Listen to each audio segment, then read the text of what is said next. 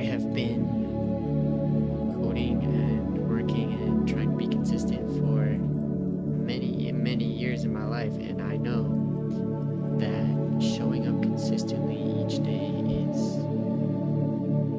a challenging task to do, and I'd like to show up each day to code this app that I'm working on, and hopefully just share the process of coding. For anyone that doesn't know, I am a software engineer, and I've been coding. I taught myself how to code in school, or not in school. I taught myself how to code when I left school, at home when I was pretty young, and now with the advent of AI, I've been taking a break for the past 2 or 3 years, and with AI, I want to get into it. I want to learn more about how to use AI. I want to learn how to code with AI, and this is the beginning. So I'm really excited to try this out. Honestly, I'm just new to using AI, so you will be definitely learning alongside me as I figure this out. But I have the skills of being a software engineer and typing out my own code for 10 years, so hopefully I can add some value to other people who are interested in coding and vibe coding and using AI to code their own apps. And if you don't know anything about me, I care a lot about health. I care a lot about. I have the window open right here. I'm gonna have to close it if it gets too windy. But anyways,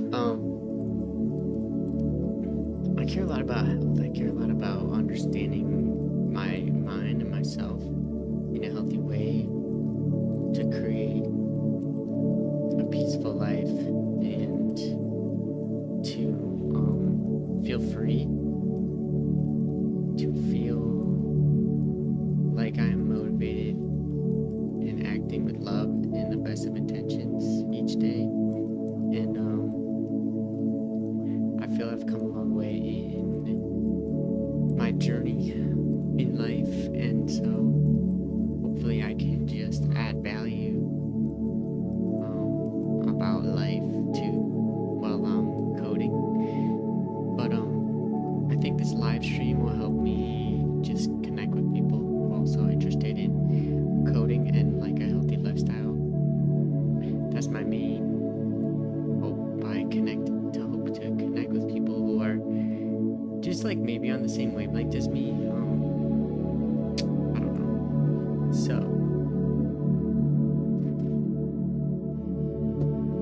I just go with the flow. It's my first live stream, and I have my computer set up, I think, properly, but let me just get into it. So what I have is I have my designs currently in one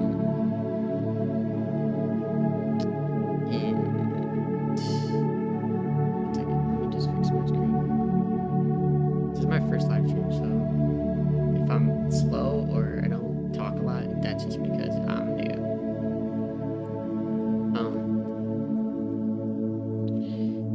So let's see here. First thing I want to do is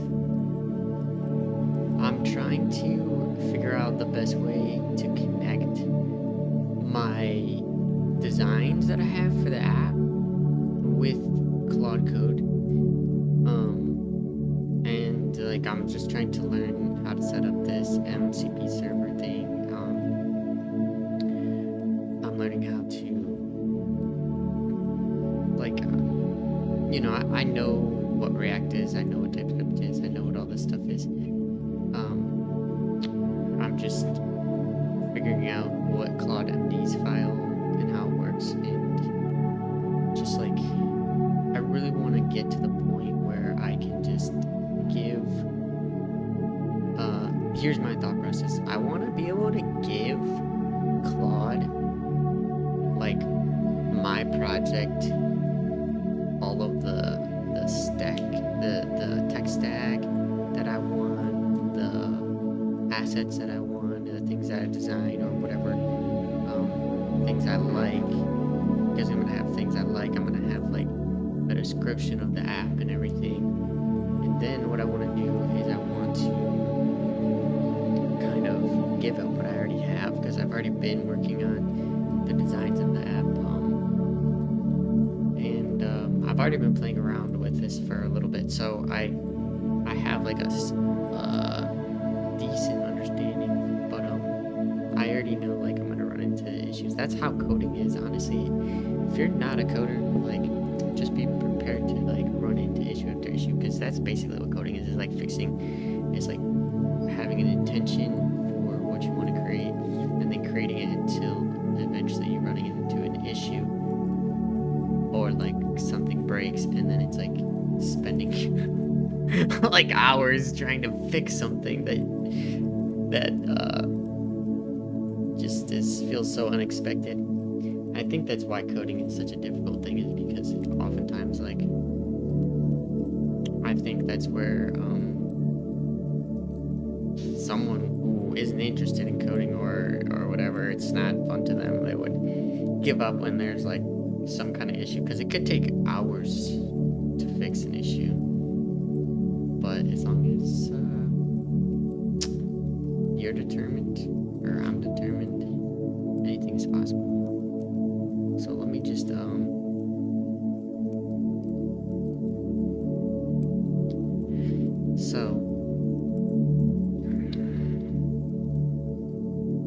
also, by the way, since this is my first stream, I guess I have an intention to try to share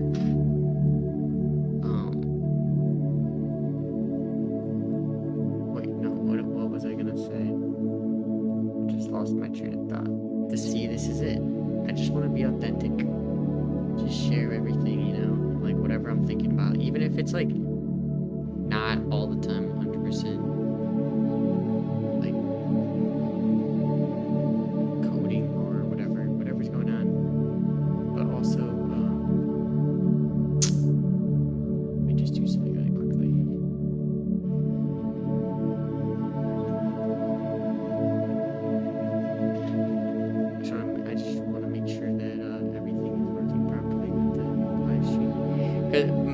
Because like right now, obviously, this is my first stream, so like just making sure everything like working properly. I just set it up, so let me just mute this real quickly. Display.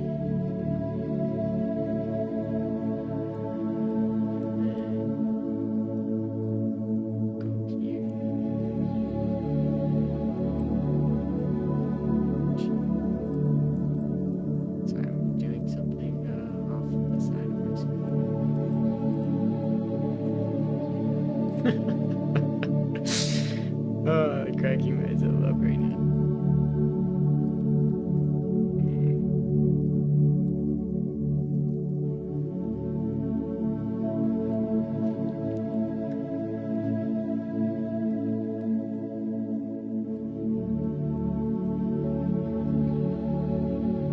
Okay, so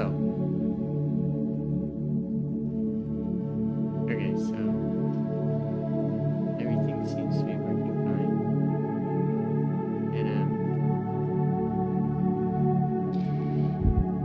Okay. Dang, this wind.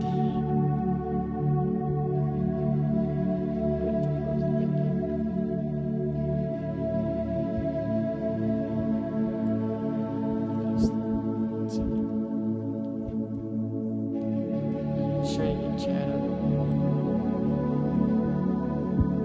Chat is up.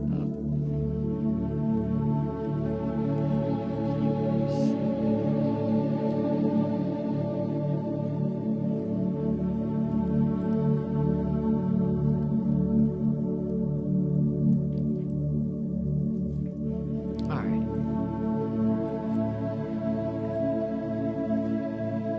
Okay, here we go. So, let's see what this says.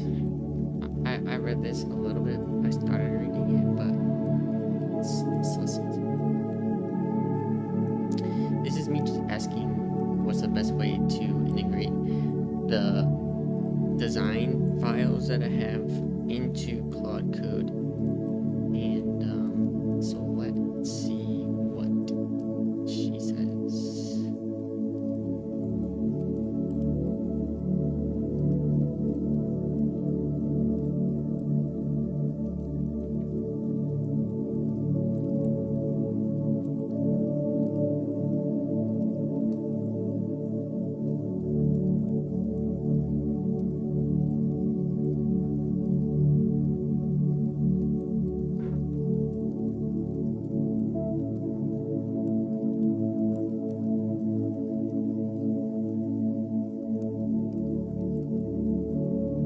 Flow.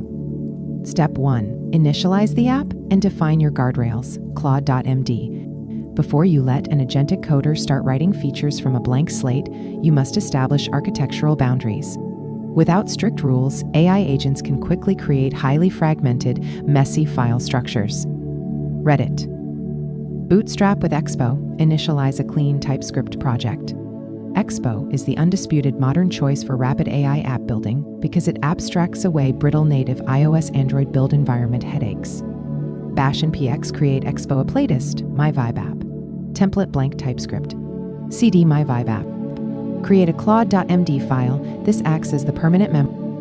Yeah, I think, like, I think it's called Replit or something like that. There is a tool called Replit. Yeah, which it uses this website. They use Expo to manage their projects, and I thought about using it, but the only thing is it apparently is limiting once you start to get to more complex projects, and it kind of has its own in-house databases and everything and servers, so it just starts to be limiting once you really want to get into the weeds of things. So I'm going to actually just do everything with Claude Code instead of that, but apparently this right here, to bootstrap with Expo, using Expo is just like a Expo, like, I'll just type it in right now. Expo. This, it's a way to basically take the apps that you are building and like see them directly on your phone, like in real time. Basically, you can go from development and then deploy your app like seamlessly, but also while you're building your app, you can like see it on your phone, like in an app basically, which you can do also with Swift and stuff like that. But I just I've never used Expo before, so it's something new to me too. But it's a React Native framework, so which is what I'm trying to do. I think that I would like to use React Native to build this app that I'm making. So I think I'm gonna try to do that. Acts as the permanent memory for your local Claude Code CLI session. Keep it under 60 lines. It tells Claude exactly what your tech stack preferences are, so it never guesses. Mark down Claude.md. Hashtag Stack and Architecture. Framework, React Native Expo SDK with TypeScript. Styling, Native Wind, Tailwind CSS for React Native. State Management, ZooStand, Lightweight, Clean State. Package Manager, NPM. Hashtag Code Style Guidelines. Use functional components with arrow functions. Strictly type all components and hooks. Completely avoid any. Main component files belong INSRC components. Screen views ENSRC screens. Hashtag Development Workflow. Always use plan mode, permission mode plan, before generating major features. Run PM run lint to verify code quality before marking a task complete. Step 2. Link your Figma file via the official MCP server. The official integration allows Claude Code to crawl your canvas, fetch variables, and reverse engineer structural layouts despite messy framing. Install the plugin, open your terminal in your project directory, launch Claude Code, and pull down the official Figma tools, Design Explained, Substack. Bash plugin install Figma Claude Plugins Official. Authenticate, follow the prompt to complete the secure OAuth handshake, granting Claude access to read your design workspace data. Extract your design tokens. Do not ask Claude to build full pages yet. Instruct it to unify your messy reference file into a strict theme. Pass it your live frame or file link. Read the variables, colors, and layouts from my rough Figma file. Paste link here. Identify overlapping color values or minor layout deviations, normalize them into a single clean system, and generate a src theme tokens.tes file.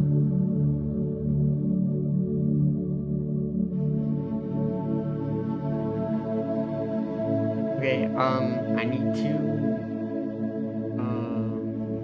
get chat onto my screen because onto the screen it's over here.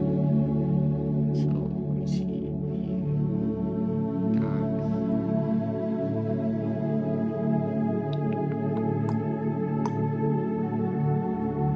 There we go.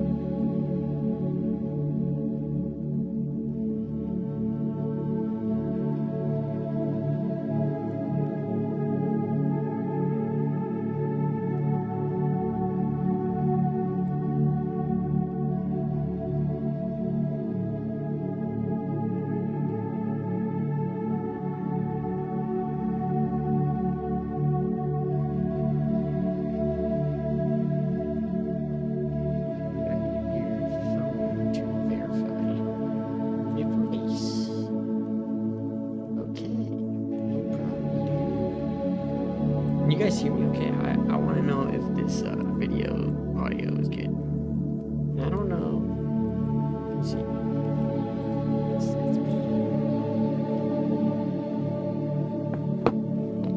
Gotta send a text message. In a minute. Studio live control.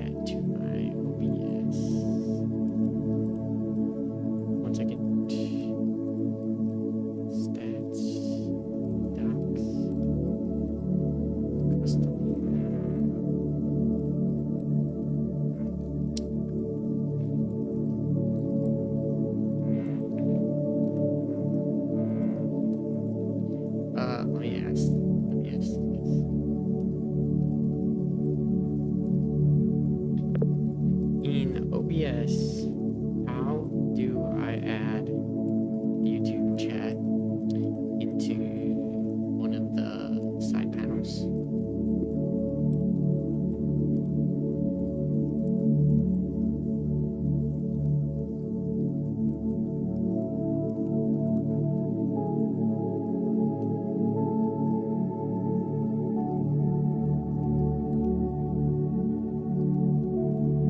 Open live control room, schedule broadcast chat, create the custom doc.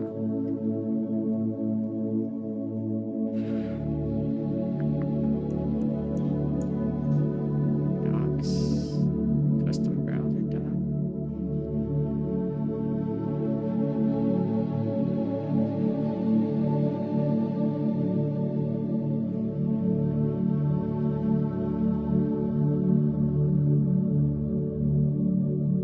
Concurrent custom. I see the control panel, but I don't see the actual chat though. Custom browser doc. Go to YouTube Studio dashboard where you can manage your live streams. The chat window. Click the 3 vertical dots.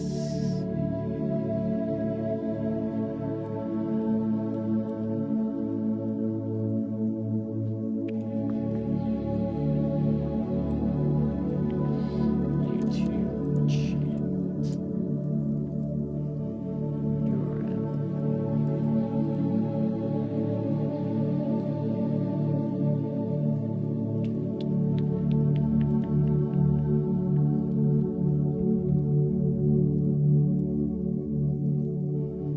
Studio.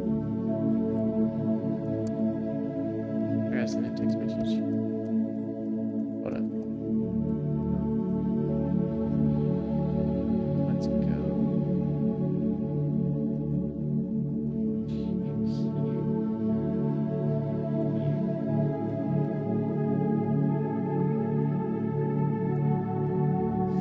Hold up. YouTube Studio.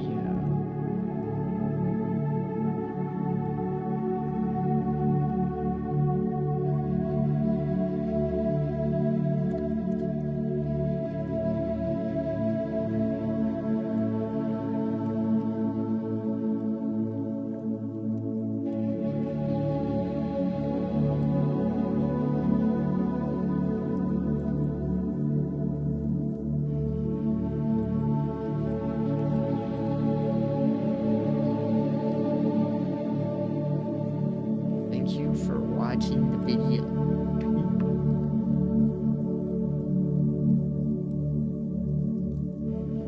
It's hard to do this. I already can tell.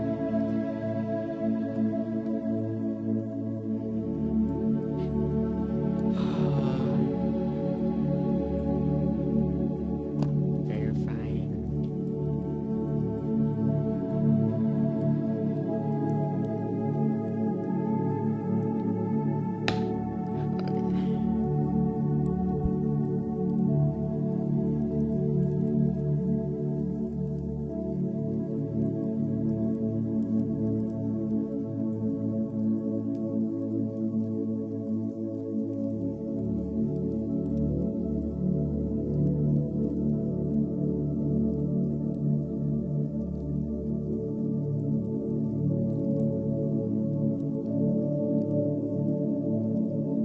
Whoa.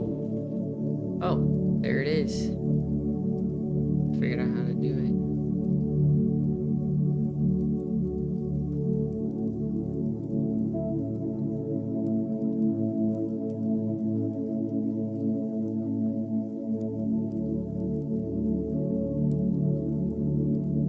Docs.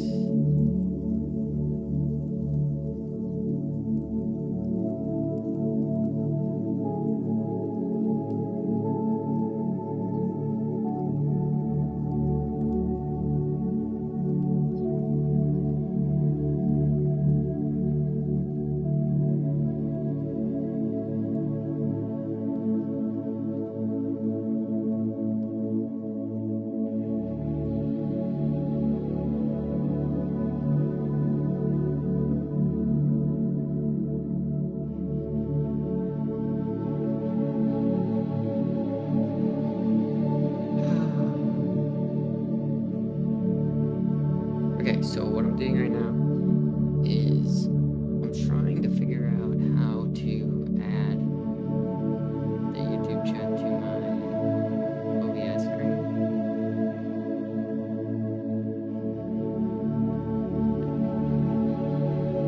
And custom browser docs.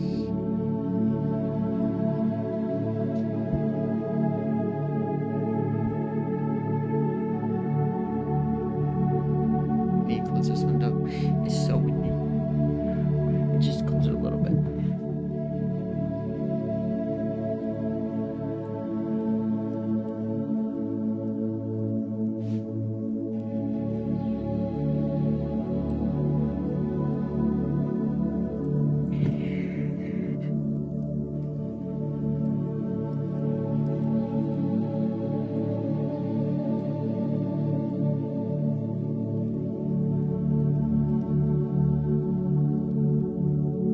Okay, let's ask this again. Docs, custom browsers. A new window will pop up.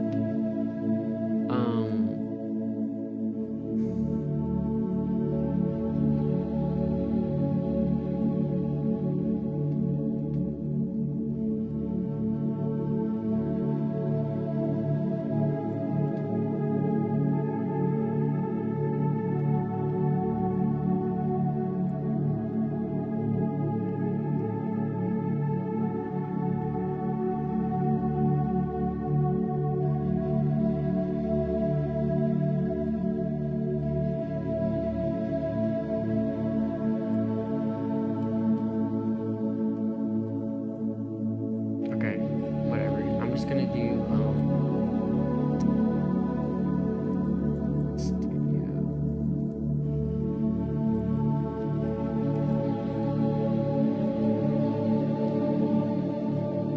I'm just going to put my.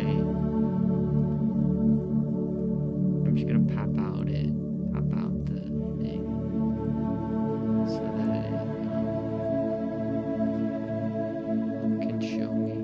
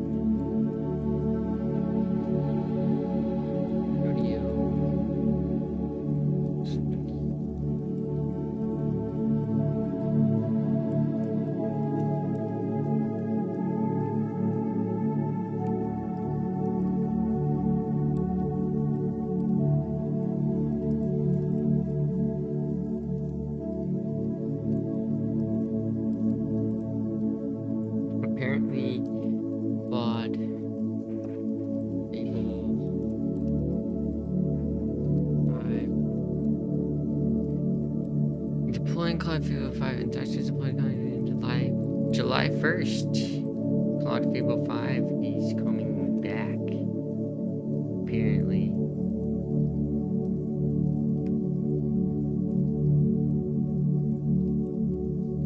Interesting. Let me read this. YouTube Studio. Chance. Let's see.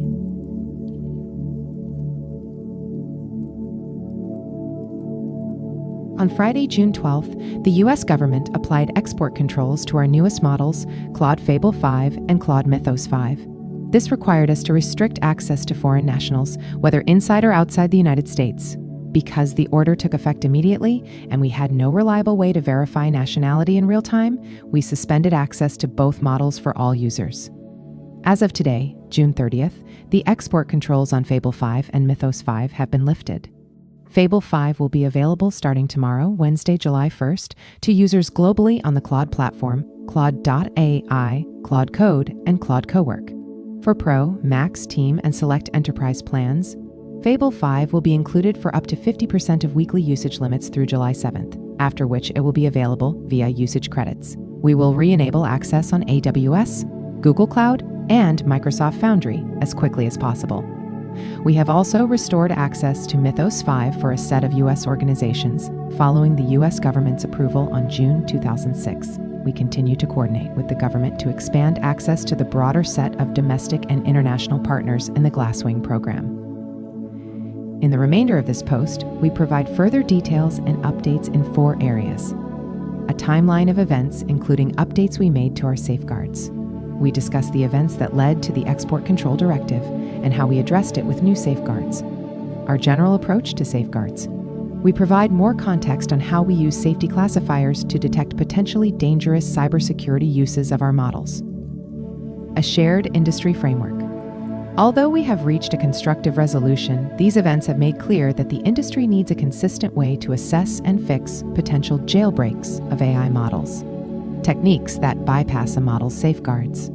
A shared standard for judging the severity of a given jailbreak would help AI developers triage new findings as they arise, launch highly capable models with greater safety, and communicate the level of risk consistently to government and industry partners. Together with Amazon, Microsoft, Google, and other Glasswing partners, we've started to develop such a framework, and it below. Deeper government collaboration. We're also strengthening our level of collaboration with the U.S. government on new pre-release testing and research collaboration. We describe this deeper collaboration in the final section. Timeline and safeguard updates. We released Fable 5 and Mythos 5 Tuesday, June 9th. They both share the same underlying model, but Fable 5 is with strong safeguards to make it safer for general use. Mythos 5, which has fewer safeguards, was only released to a small number of trusted Project Glasswing partners for use in defensive cybersecurity. The Export Control Directive on June 12th came after the government became aware of a report in which Amazon researchers had found a method of bypassing Fable 5's safeguards, prompting it so that it identified a number of software vulnerabilities. In one case, the model produced code demonstrating how the relevant vulnerability could be exploited. Over the past 2 weeks, we have worked closely with the government and other partners, including Amazon, to review the report and evidence. Our testing confirmed that many less capable models, including Claude Opus 4.8, GPT 5.5, and Kimi K 2.7, could identify the same vulnerabilities as Fable 5 did in the report. When it came to the demonstration of how to exploit the single vulnerability, every model we tested could produce the same demonstration as Fable 5, including Claude Haiku 4.5, Sonnet 4.6, Opus 4.6, Opus 4.7, Opus 4.8, GPT 5.4, GPT 5.5, GPT. Finally, the reported technique did not expose any unique Mythos-level cyber capabilities. The behavior reflected a borderline case for Fable 5 safeguards. As we will explain below, there are some tasks that are unlikely to be dangerous but are nonetheless blocked by the safeguards out of an abundance of caution. The reported technique allowed access to one such behavior, but it only involved routine defensive cybersecurity work. Even so, Jeez, so it sounds like they had a big issue with security with that release.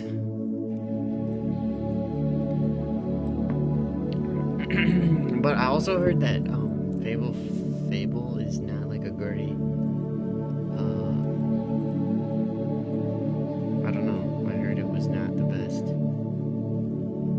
It took a long time to do anything, so we'll see. So let's get back to what we're doing. I figured out. So if you want to know what I was just doing, all I was doing is I was just trying to reorganize my OBS setup, which is the streaming software, so that I could see the chat window, and I finally figured it out, and I organized it in a way that actually makes sense. And so and then while I was doing that, I realized that Fable 5, which is released by Claude, just redeployed because of their security concerns. So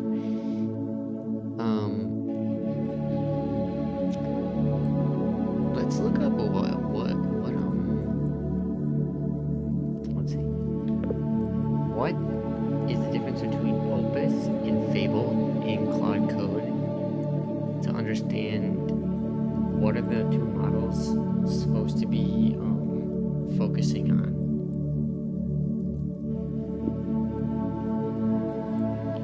Let's give this time to think and see if we should be using it or not.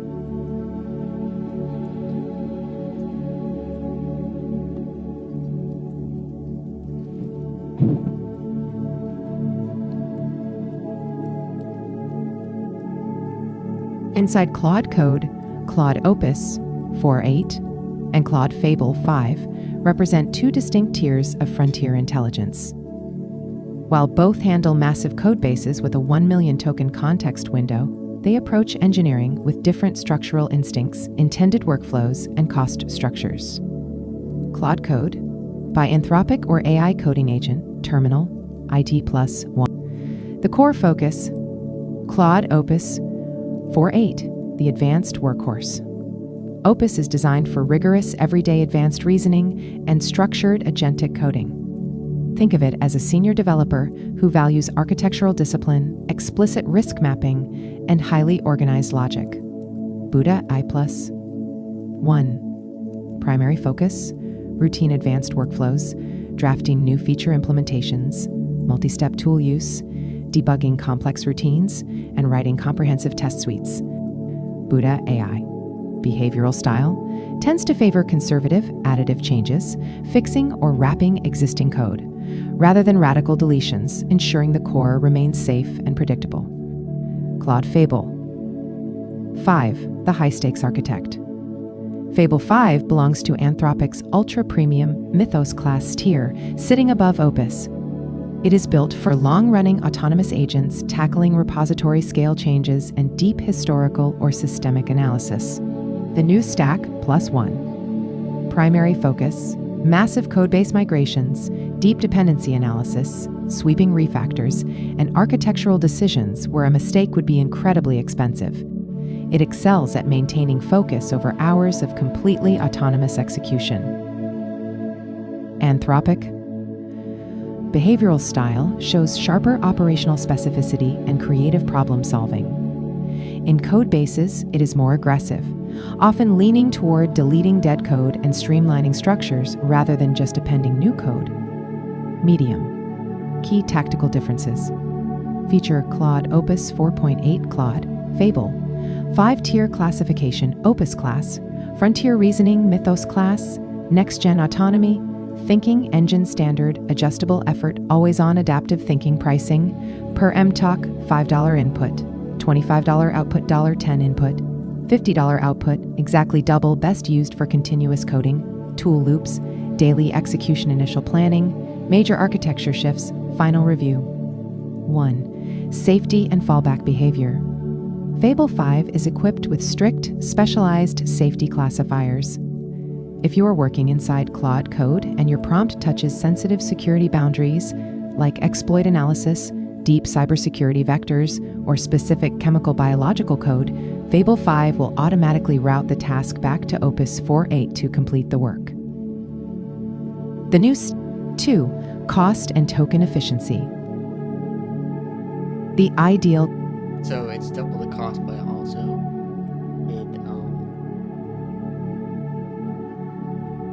it runs for hours, which means it's something that's meant to be given a task that's very complex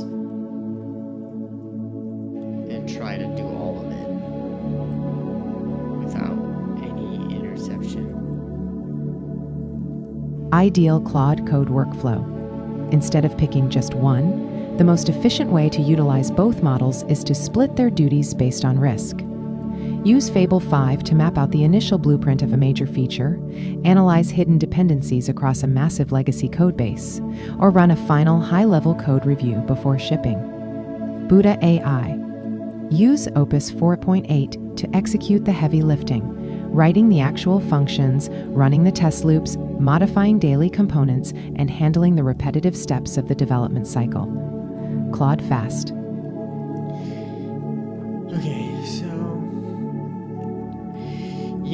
Okay, so initialize the blueprint. That's exactly where I'm at right now. I have stuff already, but I think I want to start from scratch.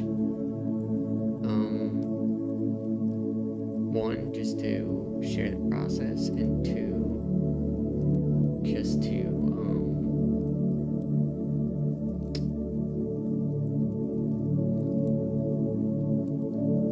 because I'm going to use a different workflow that I was doing before. And I have these designs that I worked on. They're in Figma, and I don't know if any of you have worked in Figma before, but it's just like a app design platform basically. And it takes a good amount of time to like spend doing it, and I did spend a lot of time, but there's a couple of different things that Claude uses like to interpret how to frame things, and I actually didn't use like the full like the space guidelines and everything, like the Figma, like if you're gonna hand off these files to a developer, then like do XYZ thing and such. So I didn't do that. So I'd have to go back and do a lot of recreation, and that's what apparently it's saying, that spending hours perfecting auto layouts and absolute precision bugs in Figma just so that an AI can read it is a trap. The clear consensus online is that just let the AI figure out the Figma file on its own, and then work through the bugs and the issues and the reframing and the design through Claude Code, because apparently let's look up online. Let's look up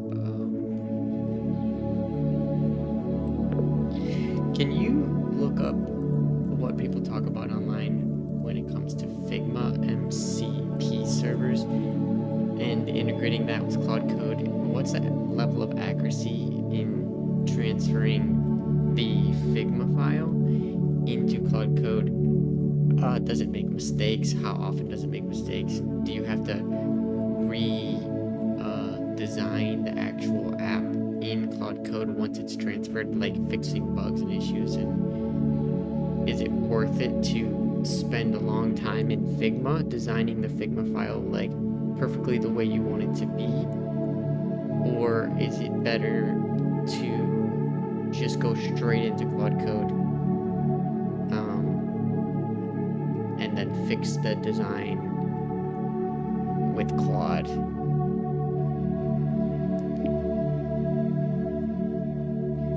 See, sometimes it misspells this, so we gotta make sure that it's in thinking mode.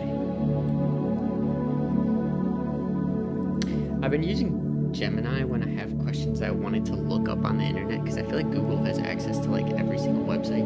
When it comes to like other AIs, I feel like they don't have access to the database that Google has. Google has access to so many websites.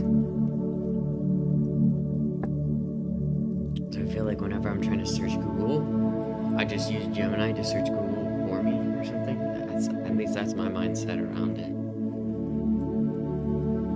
The integration of Figma's Model Context Protocol, MCP, server with Claude Code is a hot topic right now.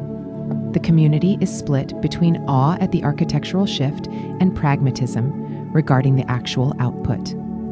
Here is the unfiltered reality of how this stack is performing in the wild, how often it trips up, and the best workflow strategy to adopt. 1. The online discourse, what people are saying. The conversation has shifted from prompt engineering to context infrastructure. Because MCP acts as a live, standardized communication layer, Claude isn't just looking at a flat screenshot or a messy JSON export. It is actively reading your Figma layer hierarchy, auto layout constraints, and variables. Medium. However, developers are pointing out a major catch. AI agents are terrible at interpreting design systems built only for humans. If your Figma file is just a collection of loose shapes and arbitrary hex codes, Claude will guess spacing, invent class names, and hallucinate variants. The community... See, that's my issue, is when I was designing it, I was loosely designing it because I wanted to do it quickly. I wanted to just get what was in my mind onto the page. So I wasn't thinking about what it's saying with the layout hierarchy, auto layout constraints and stuff. I didn't like add variable names. I didn't do all that. So I think what I need to do, well, we'll see. Let me keep listening. Community consensus is that the setup only truly shines when paired with Figma code. Connect to map Figma components directly to existing production code. GitHub. 2. Accuracy and mistake frequency. Does it fail? Yes, and fairly often if left unguided. The accuracy is highly conditional. If you expect a turnkey, 100% pixel-perfect translation from a raw canvas, you will be disappointed. The screenshot-only or raw vector approach, if you just point Claude at a frame without structured tokens, it gets the vibe right but makes constant micro mistakes. It will misalign responsive breakpoints, guess padding incorrectly, and completely miss subtle interaction states, like hover or active states.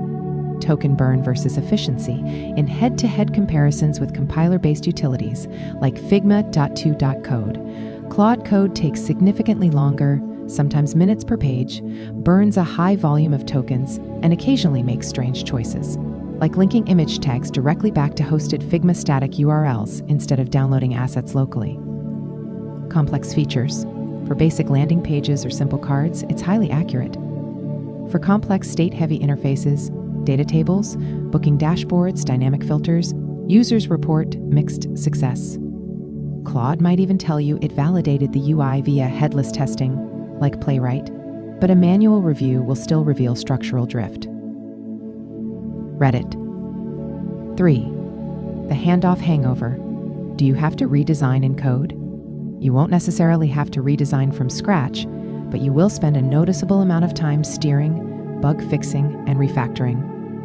When Claude outputs the code, you typically have to clean up overcomplicated layout nesting. AI loves deeply nested div wraps. Fix asset paths and local image handling. Realign the output with your existing codebase patterns. Left to its own devices, Claude might modify more files than necessary or introduce global styles that conflict with your setup. GitHub 1. Pro tip from the community to radically slash mistake frequency. Define a Claude.md file in your root directory.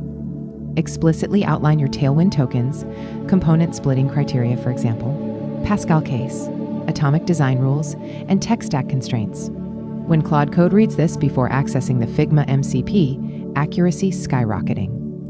When Claude Code reads this before accessing the Figma MCP, accuracy skyrocketing. Pro tip from the community to radically slash mistake frequency. Define a Claude.md file in your root directory. Explicitly outline your Tailwind tokens, component splitting criteria, for example, Pascal case, atomic design rules, and tech stack constraints. When Claude Code reads this before accessing the Figma MCP, accuracy skyrocketing.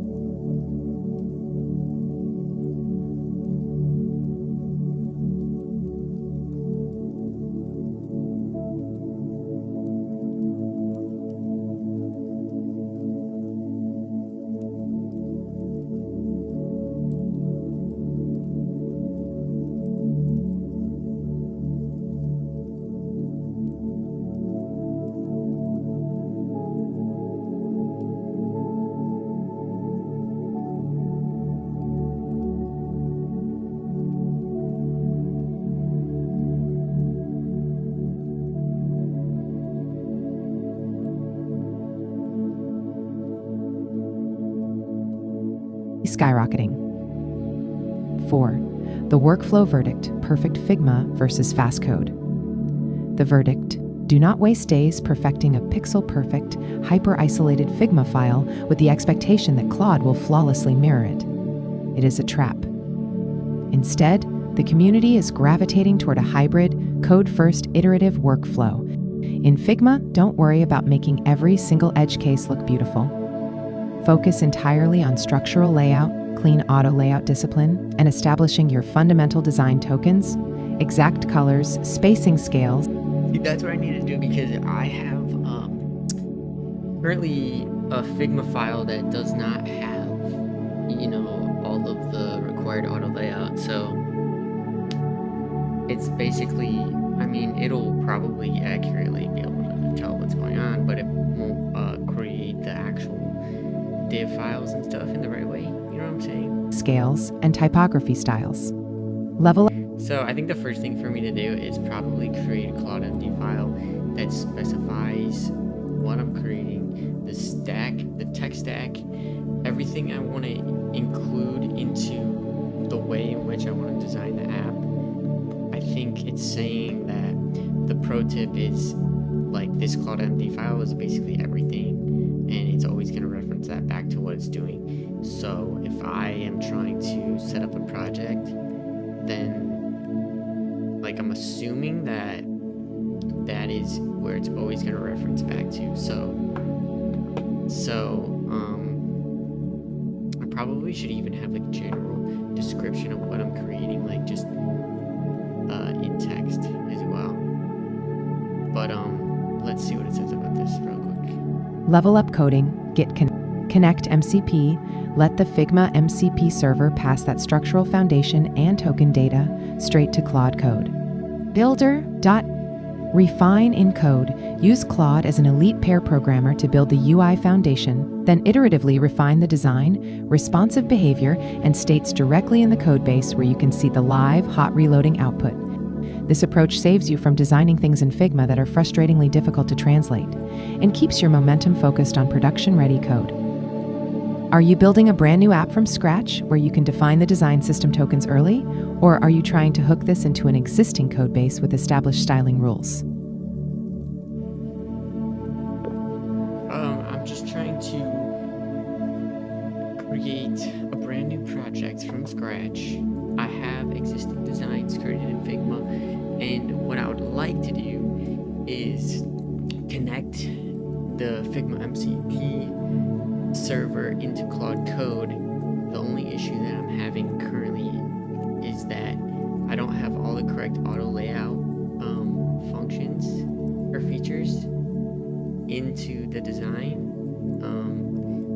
which makes me concerned, but apparently I shouldn't spend too much time trying to flawlessly design my app. So I'm just wondering if creating a Claude MD file even though it's not a visual design, will actually be able to get the idea verbally of what I'm creating versus visually.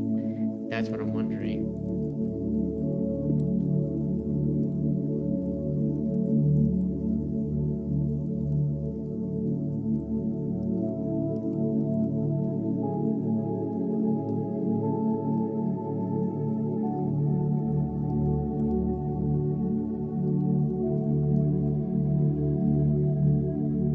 You can absolutely use a Claude.md file to bridge the gap.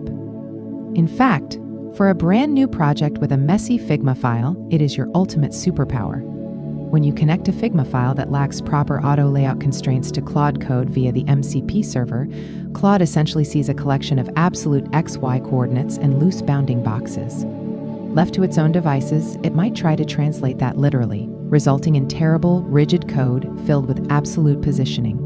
By introducing a Claude.md file, you are giving Claude the structural blueprint to interpret those loose visual vibes correctly. The text instructions act as an architectural filter, translating the visual finger painting into strict semantic code. How Claude merges the visual and the verbal. Think of your Figma file as the what, the general aesthetic, text labels, and color choices, and your Claude.md as the how, the coding standards, layout logic, and structural rules. Claude code reads both simultaneously to form a complete mental model. When Claude hits a frame that lacks auto layout, it will look to your Claude.md file to infer how those elements should behave responsively. What to put in your Claude.md to fix messy Figma files. To compensate for the lack of auto layout, you need to explicitly tell Claude Code how to handle layouts, spacing, and responsiveness verbally. Here are the specific rules you should drop into your Claude.md. 1. Layout and responsiveness rules. Ban absolute positioning. Explicitly forbid Claude from using absolute XY positioning for standard UI components. Define the Flexbox grid default. Instruct Claude to infer relationships based on proximity. For example, if items are arranged horizontally on the canvas, always group them into a responsive Flexbox row, flex row. If they are stacked vertically, use a column layout. Enforce container-first logic. Wrap all loose text and button elements into logical semantic containers. Do not let elements sit uncontained. 2. Spacing and token normalization. Because a non-auto layout file will have sloppy pixel gaps, for example, one gap is 15px, another is 17px, you need to tell Claude to round things out using your preferred spacing system. The spacing scale. Normalize all uneven spacing to the nearest step in our Tailwind CSS spacing scale. For example, 4px, 8px, 12px, 16px, 24px, 32px. The color palette. Explicitly list your primary, secondary, and background hex codes so Claude doesn't pull accidental variations from unlinked Figma layers. 3. Component architecture. Tell Claude exactly how to split your messy canvas into files. For example, break large sections into small, reusable presentational components. Keep pages as orchestrators and UI elements as pure components. The workflow. How to prompt it. Once your Claude.md is sitting in the root directory of your blank project, you don't need to overthink your prompts. You can point Claude code to a specific Figma. Okay, I need to set up my MCP server, and I also need to get my Claude code, my Claude.md file figured out. But I just want to send a text message really quickly, so 1 second.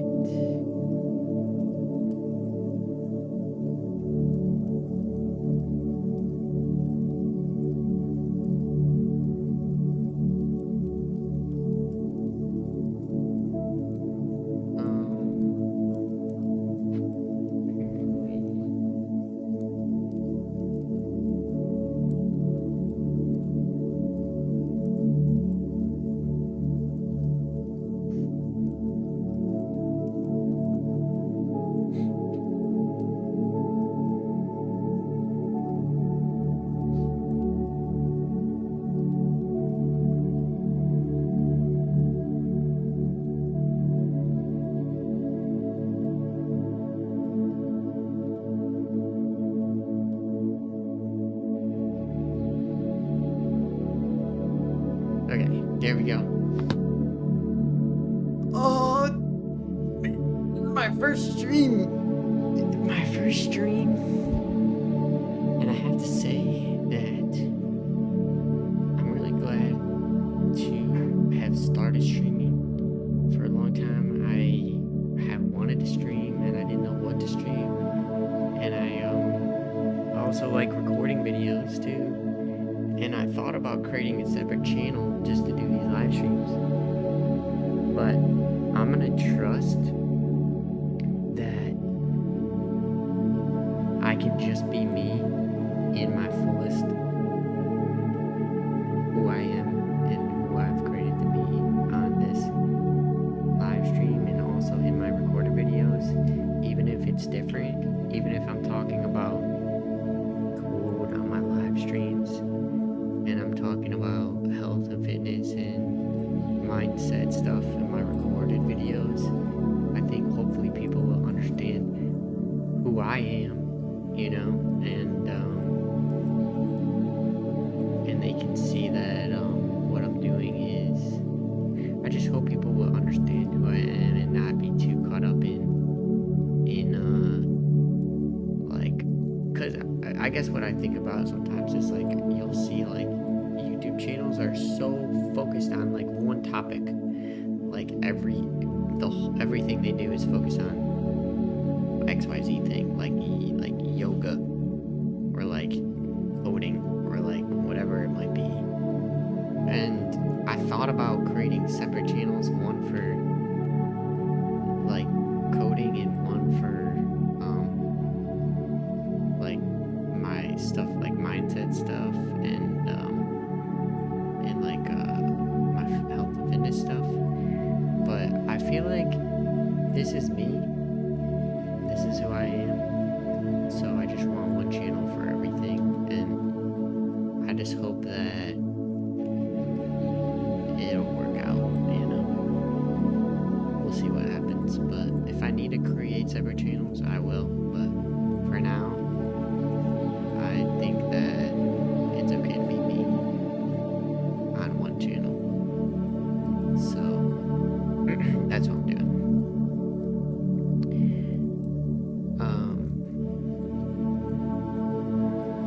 How to prompt it. Also, I think I have a thing in my brain that says that life is really just one thing, it's not two things.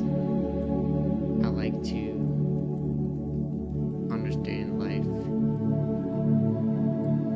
as a whole, and I try not to get lost into the weeds of separating out life from being this or that and making life to be two different things, because I don't think it is two different things. I think life is one thing.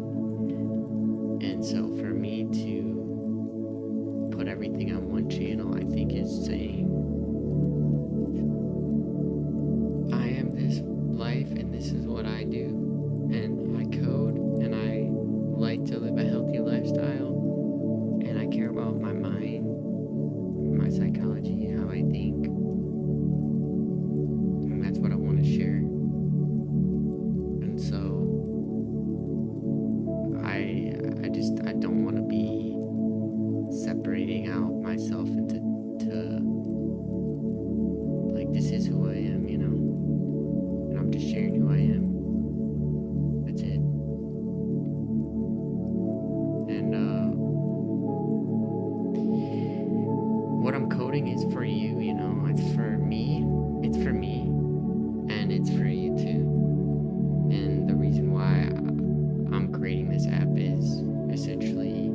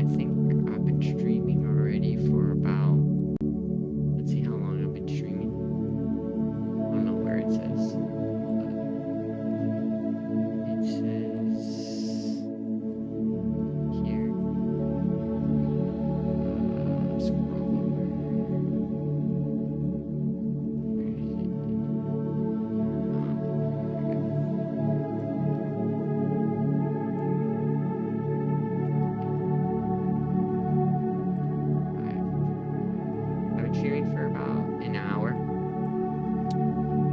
and I'm okay streaming like my whole day. I'm gonna figure it out if I'm gonna stream my whole day, half the day, or what I'm gonna stream. But I do want to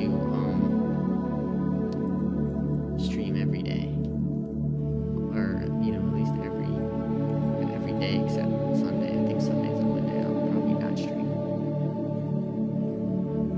Oh, here we go. Live is 111. I've been live for 1 hour and 11 minutes. 1111. Let's go. I feel like I'm doing the right thing.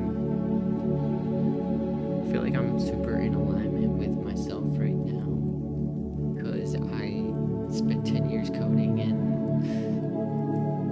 man, this just feels like super like I'm on the right path or something. I don't know. Something feels really beautiful right now.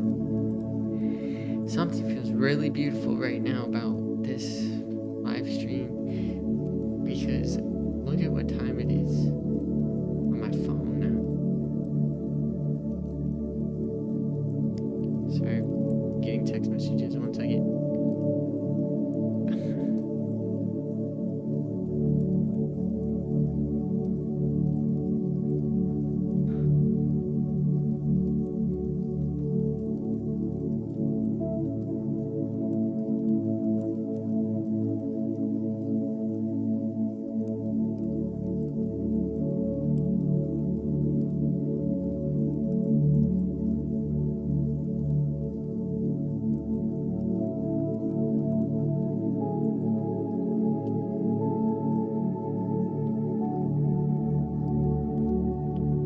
Now see, 111 on my phone.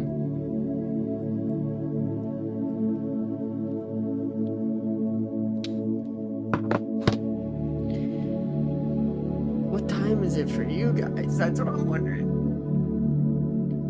Because I'm here on an island.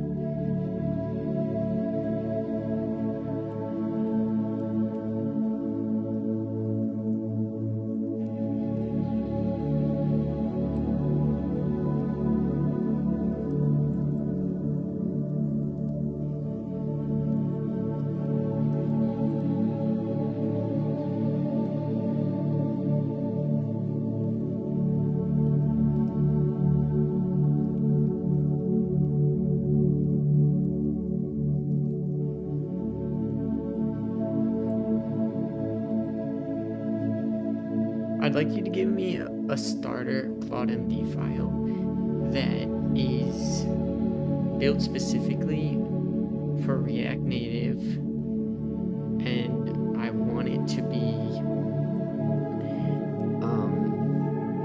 using Expo to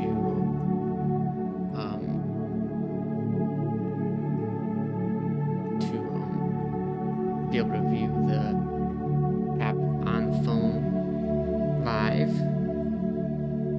I'd also like you to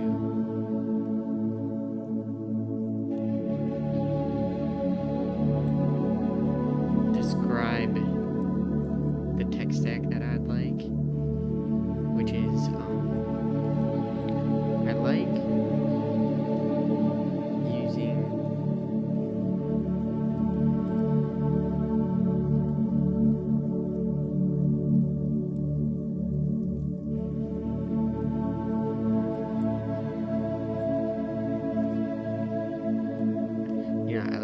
I like using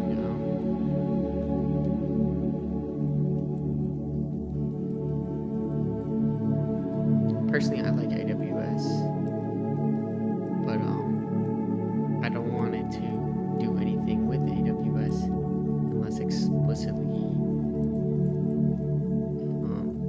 mentioned.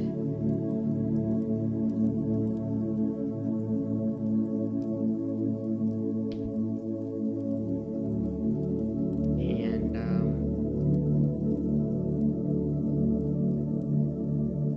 wait, I have a question.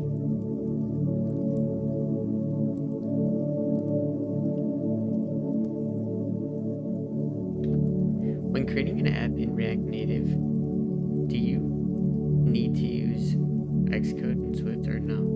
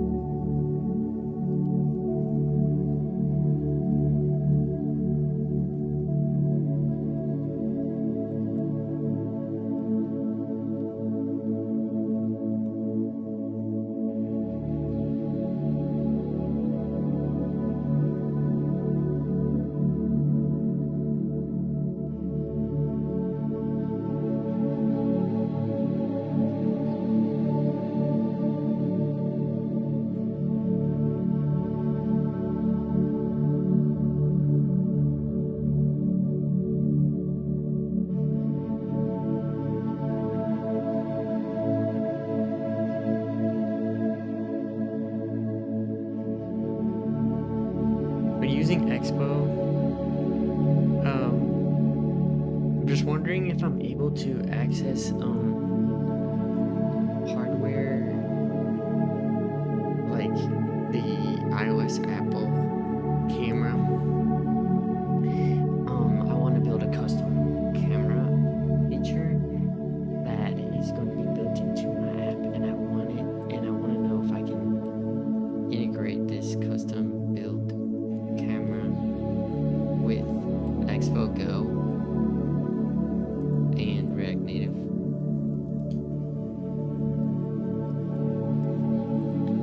What's required to do that? Am I gonna have to use specific SDKs, or what is required to make that happen? Why is that happening?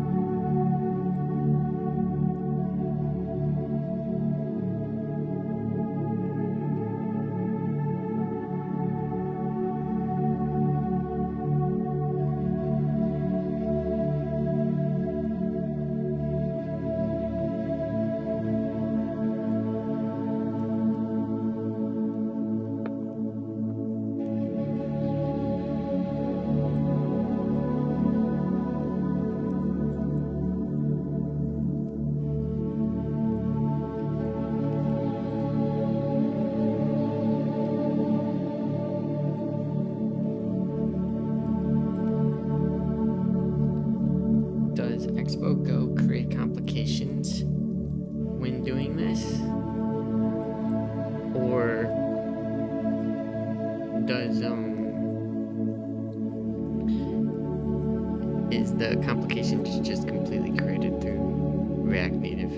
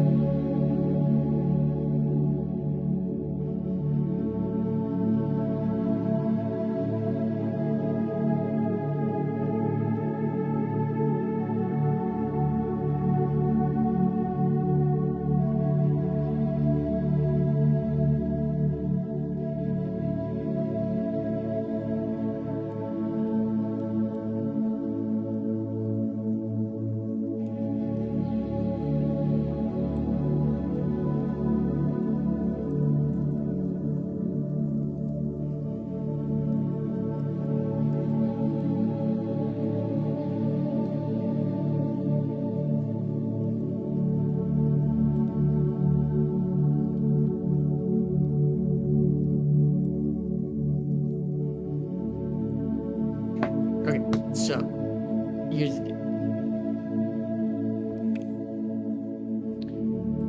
Let's try to create something really quickly.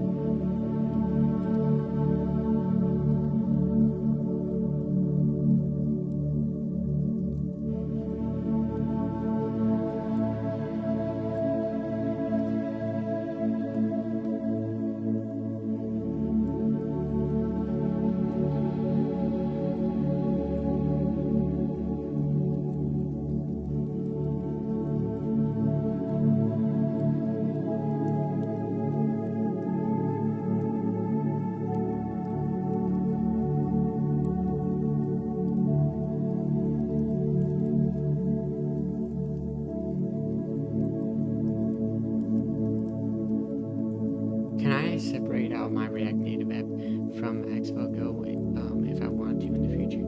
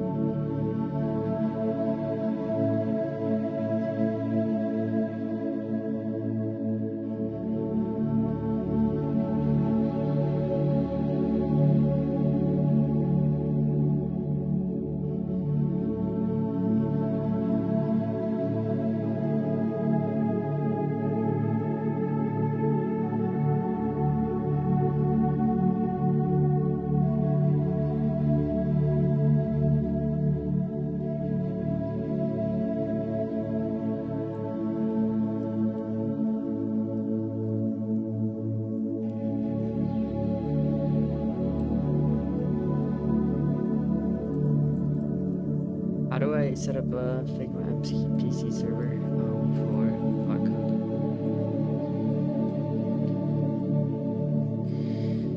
Actually,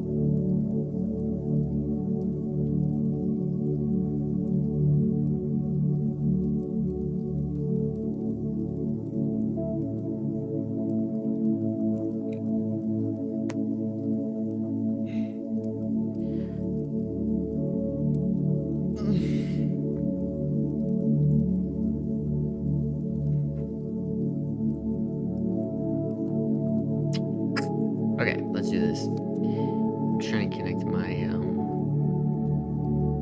Figma file to Claude Code right now, and that's successfully installed. Let me just run this again, and let's do trigger authorization type plugin. Okay, let's log in. Plugins. Search. Oh wow, I have tons of plugins already installed. Front-end design, Claude plugin official installs creative distinctions. Whoa, this is cool. I didn't know Claude had all these Claude had all of these plugins already. Discover plugin installed. Yeah, see, I have Figma. MCP needs authorization. I'm gonna set that up in a second. I just wanna discover for a second. Let me look up something really quickly. What are some of the most used Claude Code plugins? MCP servers and plugins.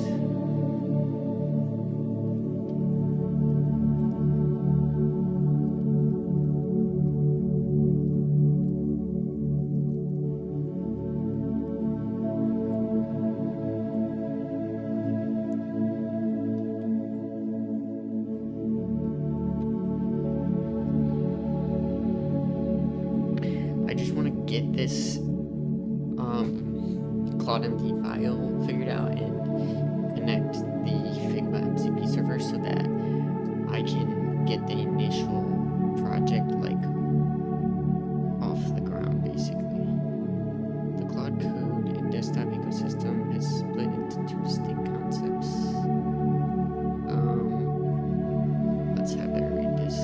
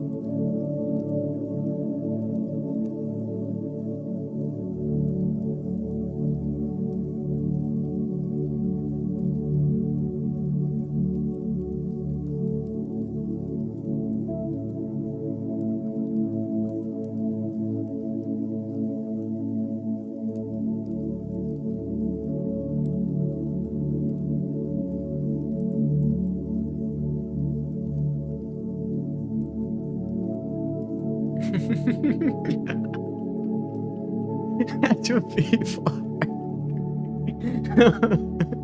That's the funniest name for a plugin. Caveman. Oh my god. Code fixed. Test passed. Oh man. What time is it? It's almost 12 already.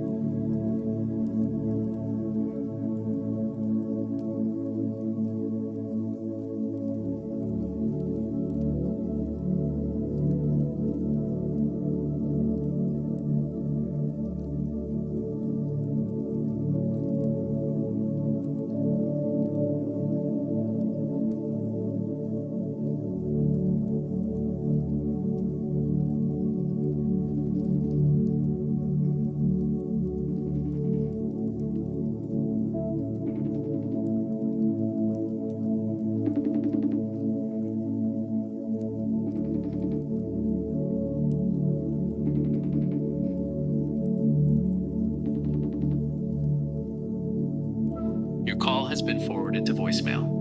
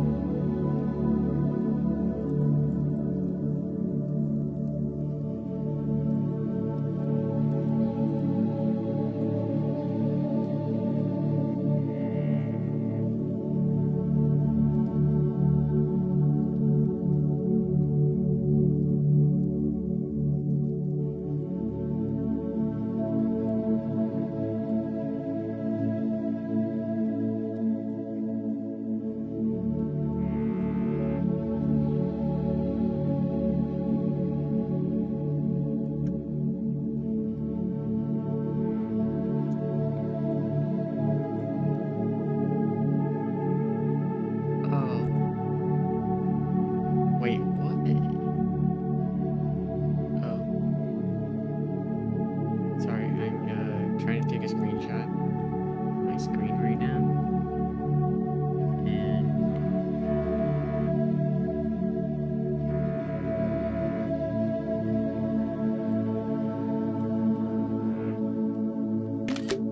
okay, let's try that. Let's try that out.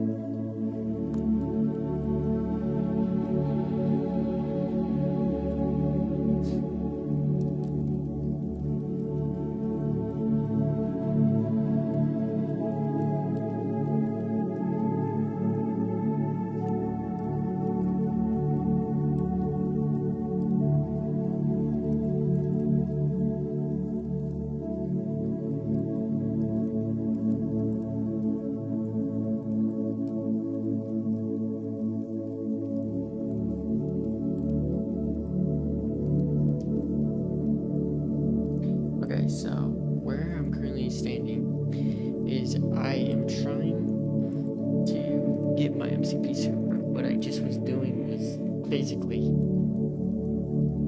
messing with my OBS settings, streaming settings, since it's my first time streaming. I'm still setting things up and testing things out, so my apologies if I go silent for a while. Just getting used to this. My goal is to communicate everything that's going on and everything that I'm doing, consistently, so that I'm sharing the process of building this application. And so right now I'm just installing this MCP server for Figma because I have a design created for the application that I'm building, and I have it like half I think I'm probably a little less than half, probably like 40% finished, but it still needs to be like professionally like completed, you know, from a standpoint of like the auto layout and everything, like, because I basically need. So anyways, I'm just trying to basically set up this MCP server real quick. So let me just go into my Figma authentication. Wait, what was I doing? Installed.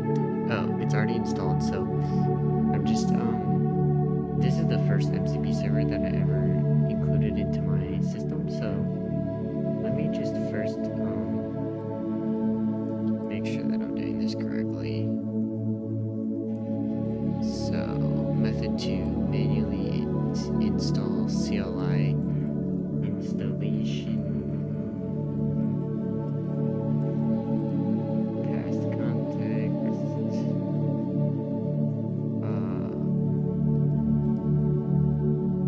Okay, so I just have to enter this basically. Okay. Authentication needs authentication. Okay, so I'm gonna open this in a different browser window. Allow. Okay, that is working. Authentication successful. So now my Figma MCP server is set up and connected. So let me just look up what are the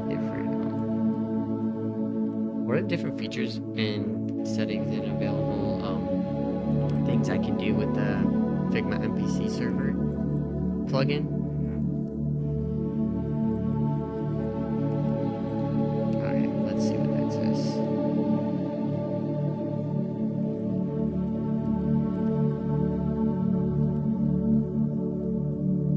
I don't know if you guys ever deal with the design, having a design with Figma before, with Claude Code. Let's see what it says. Oh, let me just... Figma MCP server turns Claude Code into a fully fledged design partner rather than just an inspector. Instead of just reading a flat screenshot, Claude can deep dive into the actual vector nodes, auto layout parameters and tokens, or even write updates directly back to your file. GitHub. Here is everything you can do, the tools running under the hood, and how to get the most out of the integration. Core capabilities, what you can do. 1. Extract pure design context and tokens. Instead of guessing hex codes and padding values, Claude pulls the exact data structures directly into your workspace. Figma Develop. Token extraction. Claude can read specific collections of design tokens. You can ask, what color and spacing variables are used in this selection? And it will query the file for exact values rather than guessing. Figma Developer. Structured UI translation. By analyzing a selection, the plugin parses the exact layout tree, dimensions, flex rules, padding, orientation to map out how a view should be constructed in your codebase. 2. Write directly back to the canvas, two-way sync. The official server supports write to canvas, allowing Claude to actively modify your design files using the Figma Use Skill Library. Oh, no way! You can actually edit the Figma file? Library. Canvas drafting. You can prompt Claude to build entire frames, components, and responsive auto layouts directly inside a file using your existing design system primitives. I thought it was a one-way communication, like Claude Code was just downloading the information and receiving information. This is kind of cool. Figma Learn. Tokenization automation. You can point Claude to a frame filled with hard-coded values and ask, convert the raw hex codes and spacing sizes in this frame into our official team variables. Figma Learn. Whiteboarding and slides. Beyond design files, it can spin up FigJam sticky notes, organize sections, map. 3. Deep integration via Code Connect. If your team uses Figma's Code Connect, this is where the integration becomes incredibly powerful. Instead of generating completely random components from scratch, Claude can reference your project's ADDI_code_connect_map. When you ask Claude to implement a layout, it actively searches your codebase for matching pre-built components that map to the Figma node IDs, ensuring your generated code strictly reuses your existing component library. Dude, this is sick. I'm so hyped for this. It's not even funny. 1 second.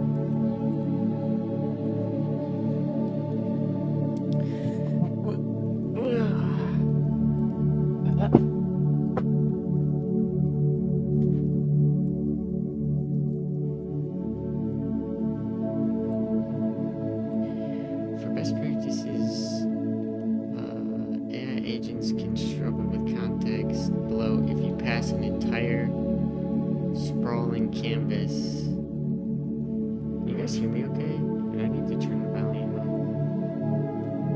Let me try to turn the volume up a little bit more. My audio. Properties. Filters. Gain. Let's take that up to 14. Okay. Is that too loud, or can you hear me better? I'm just wondering. Okay.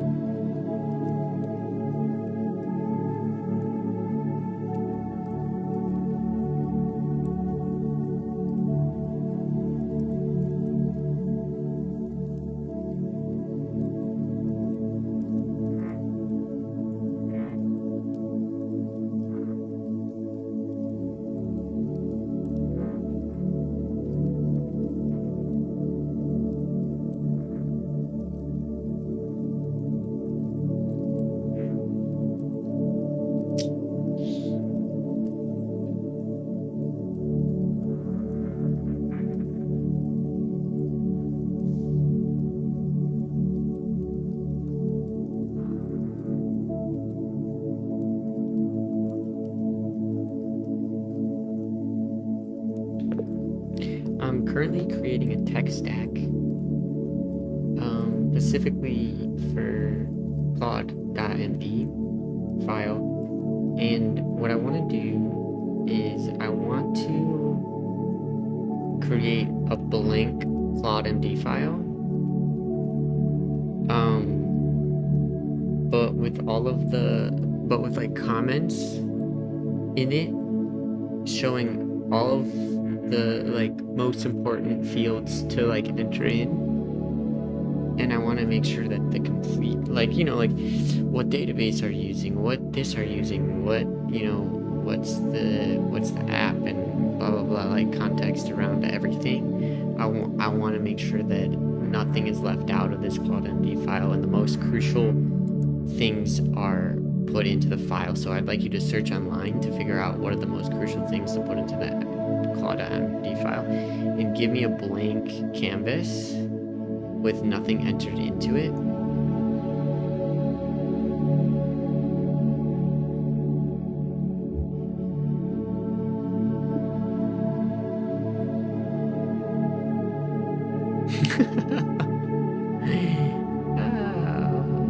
Did I say that? It's funny.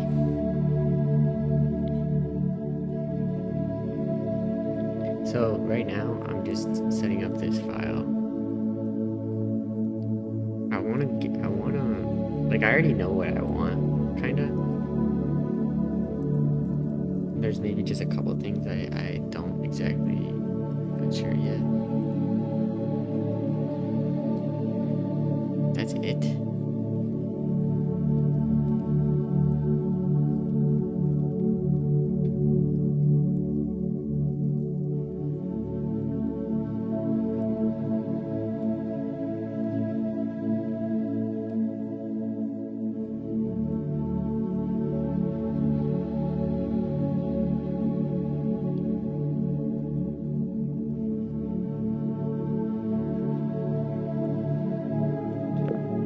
Can you please include the critical development commands and everything?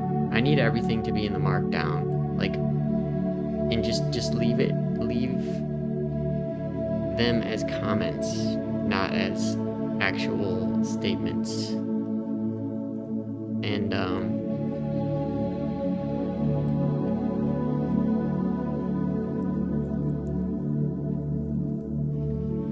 And then where do I enter like the general project description too? Like I feel like this markdown needs to be filled in with more information about where to enter things. It looks very limiting, and I want it to be filled in with where to put everything.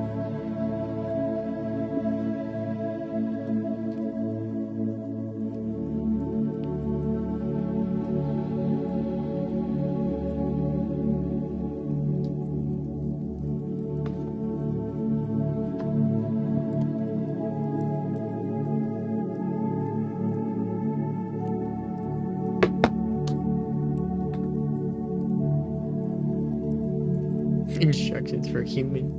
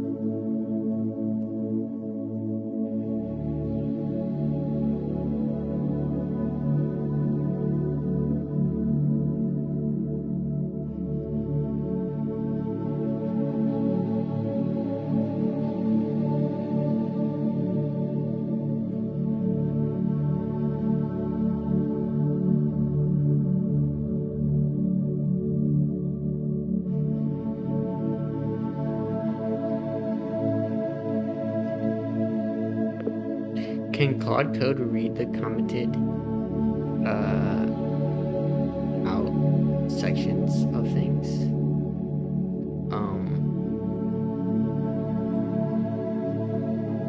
Or like where the pound sign is? Can it read that?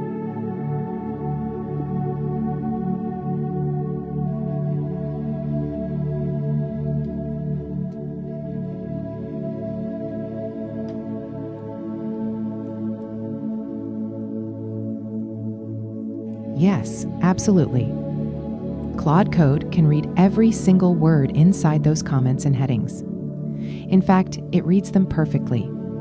Here is why. When a human looks at a Markdown file, you are usually looking at a rendered preview, like in GitHub, VS Code.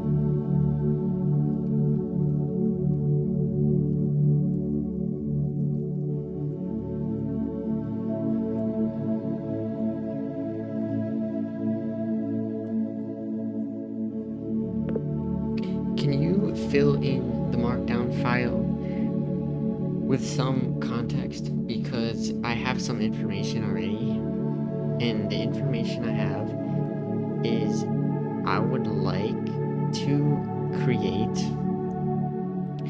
a React Native application that uses Expo Go, and I would like to use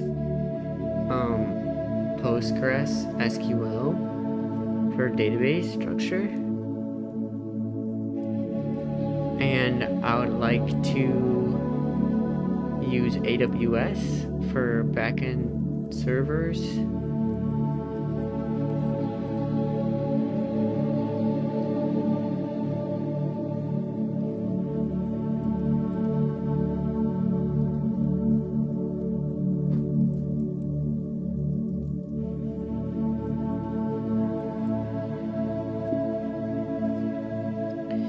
I don't know why it does that.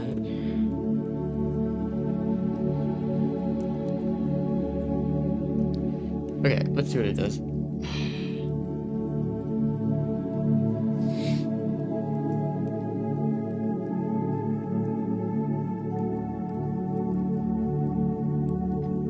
Whoa.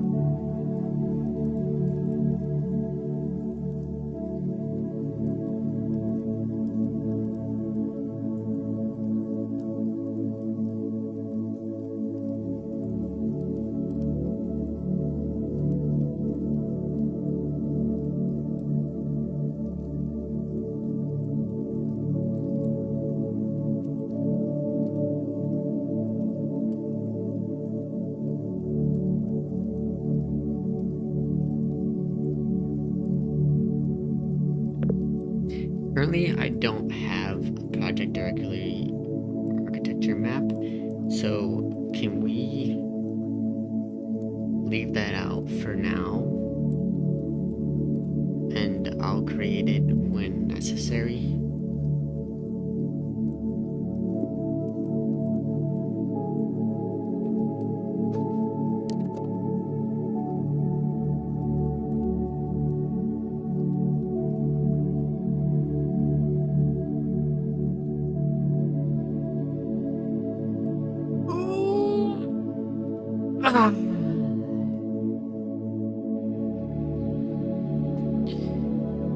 Okay, general project description and business intent.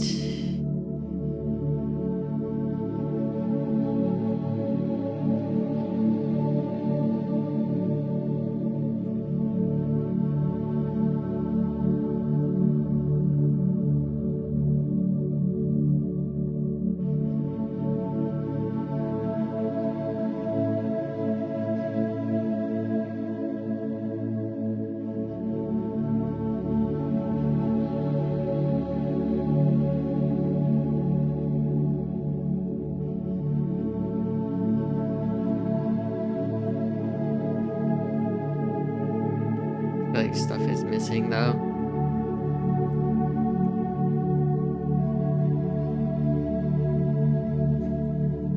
Yeah, this is not completed.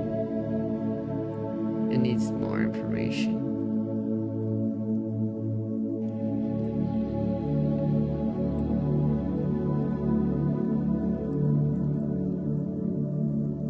See, I think this is the difference between being a developer and someone who just is trying to have AI write an app for them on their own. Is I think people will try to make an app on their own, and they will be able to, but I think what they won't understand is what's happening behind the scenes. And when things get complicated or things get not straightforward, then that's where understanding code is advantageous, because then it's like you'll be able to do more complex things and fix issues quicker.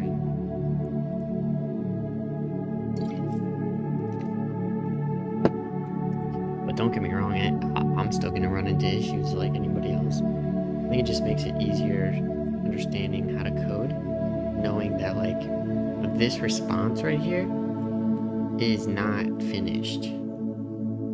And I think someone who's not a developer wouldn't know that. I'm just, I'm just thinking in my head right now. But I want to ask you one more thing. If I were to be creating a Replit style application with Expo Go React Native using Postgres SQL for the database, but also I want to know like all of the tech stack required for a Replit style iOS application.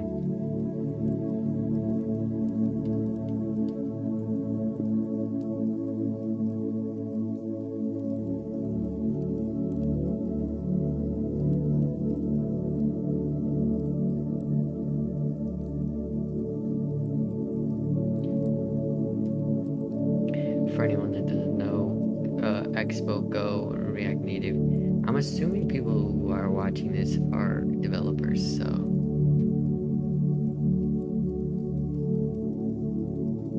Building a Replit code is an absolute masterclass.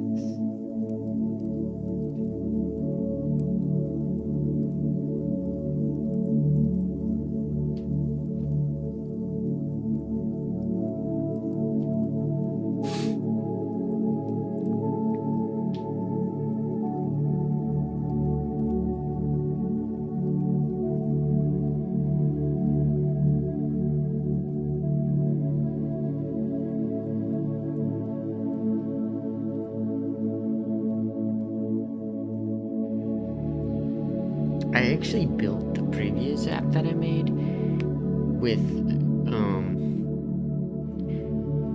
Swift. I coded it directly in Xcode, and you know, I'm just noticing that a lot of people are using React Native, and I just figure it's easier for things to be updated, and so I'm going to try to build this in React Native, even though I previously built my app in Swift, and so it's new language for me at the same time. But I mean, I've built stuff in React, but I just haven't used React Native, which is different. I took a course. I recently watched a whole course on React Native. Actually, a long time ago I watched it, but I understand how React Native works. I just haven't actually coded anything using it. With AI, I hope I'm going to be able to do it pretty easily, but we'll see.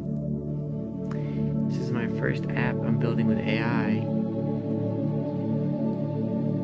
It just seems so much more fun. I'm like already so excited, and I feel like I'm getting into the weeds a little bit more than I need to. A lot of people think just tell AI what they want, and then they just say it, and they're like, just make me this, and then it just makes them that. Let's try that out right now for the heck of it. I'm gonna go into a folder, and let's just go into let's create a test, and let's just go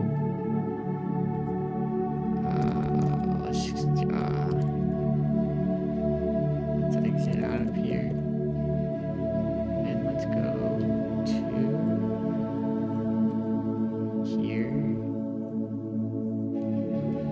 and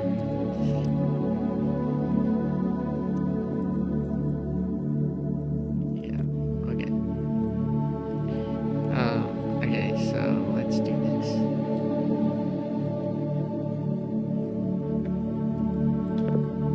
Can you create me a React Native app using Expo Go? Can you make it just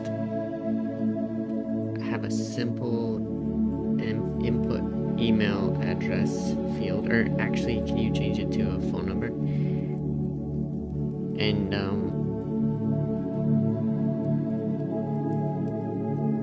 just have it say go, and when you click go, I want the app to take the email address and put it into text.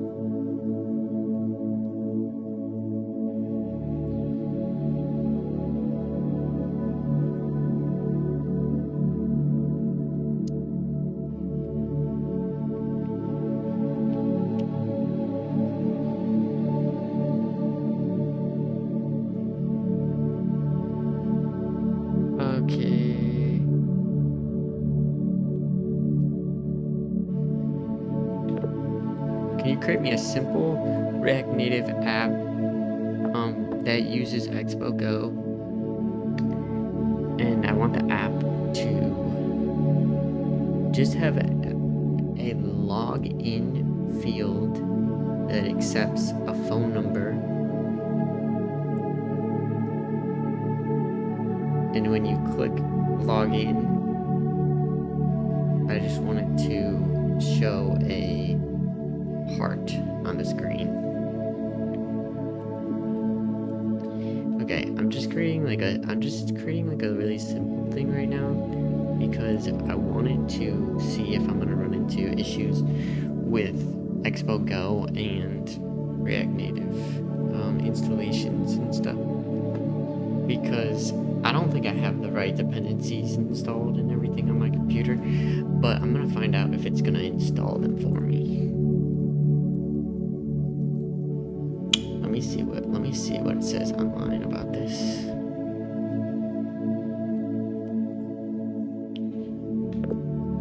When I tell Claude Code to run a certain request, but it doesn't have the correct packages installed, will it run into errors or will it just install them for me? Let's see what happens.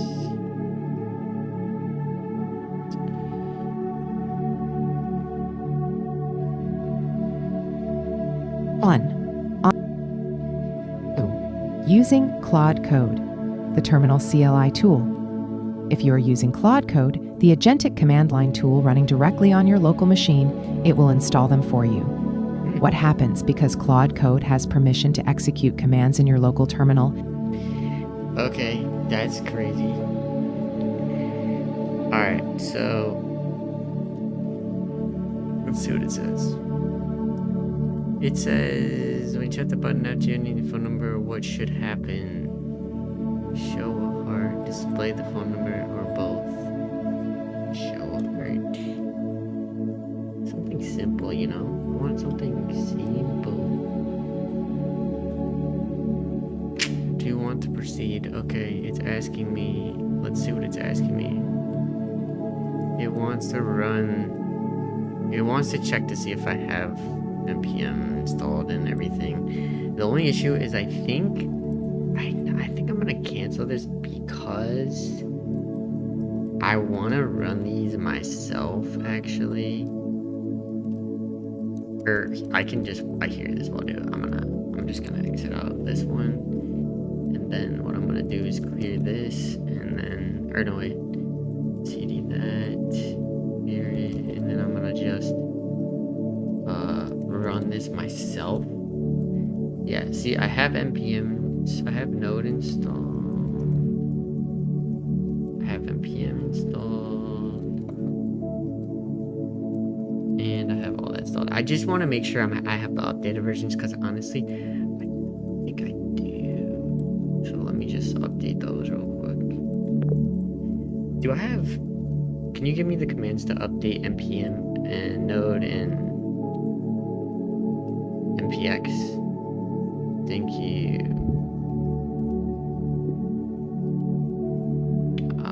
Shoot. Let's just go here, copy this.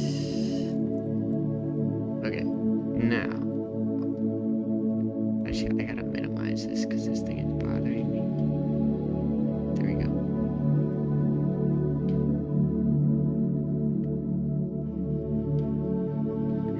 Okay, for npm and npx, let's just run this. Error. Unsupported engine not compatible with your version of Node.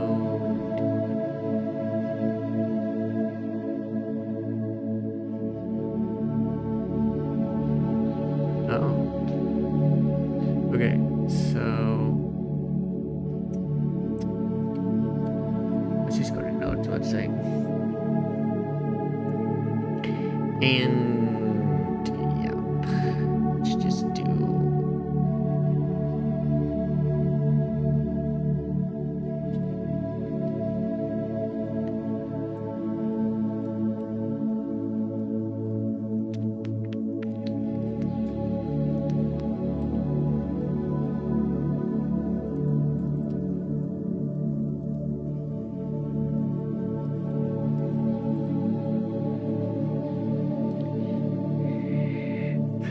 Get pre-built Node.js for running ARM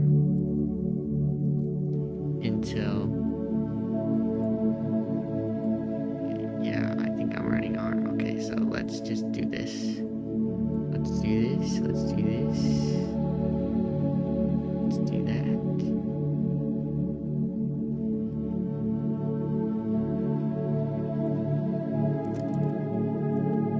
Alright.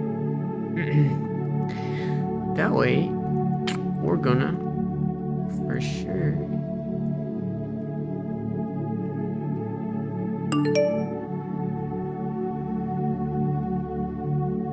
user local bin npm. Okay, so now let's check out what we got going on here. Let's check out what we got going on here.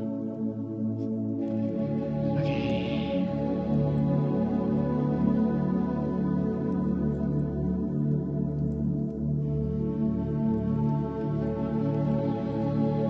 There we go. There we go. There we go. So that is updated. Now,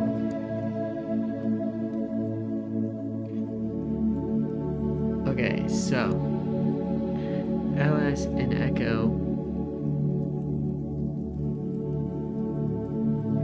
No version, no version, no version. This directory, npm versions. Do you want to proceed? Yes.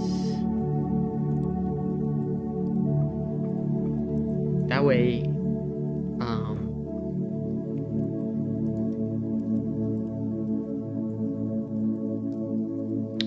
npx create expo app latest template blank. Okay, let's see what this does. I like figuring out what things are doing in my computer, because you know what? Just don't like installing random stuff for no reason. I have to know what it is.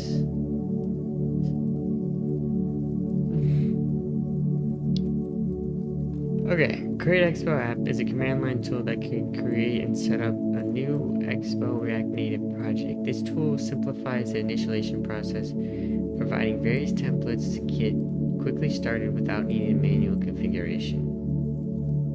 Okay, what does it install? Let's ask, let us ask AI. Because AI is the smartest. Hey, I'm running this Create Expo initialization in my folder. I'm wondering what packages it installs to easily set up in Expo project folder.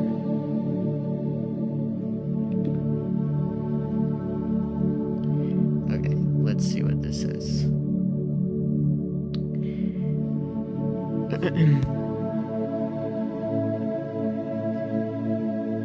When you run the initialization command, typically npx create expo a playlist, the CLI scaffolds your project and automatically installs a core bundle of packages. The exact packages depend on the template you choose, but assuming you are using the modern default template, which includes Expo Router and TypeScript, it installs the following essentials to set up your environment. 1. Core framework and runtime. Expo, the foundational package that contains the Expo SDK framework. It includes the unified Expo TLI, replacing the old global CLI, giving you access to commands like npx expo start, npx expo prebuild, and npx expo install. React and React Native, the core primitives for building mobile user interfaces. Expo acts as a robust wrapper and tooling layer around standard React Native. 2. Navigation and routing, Expo Router. The modern default template sets up Expo Router, a file-based routing system built on top of React Navigation. To support this natively, it automatically installs, cat does.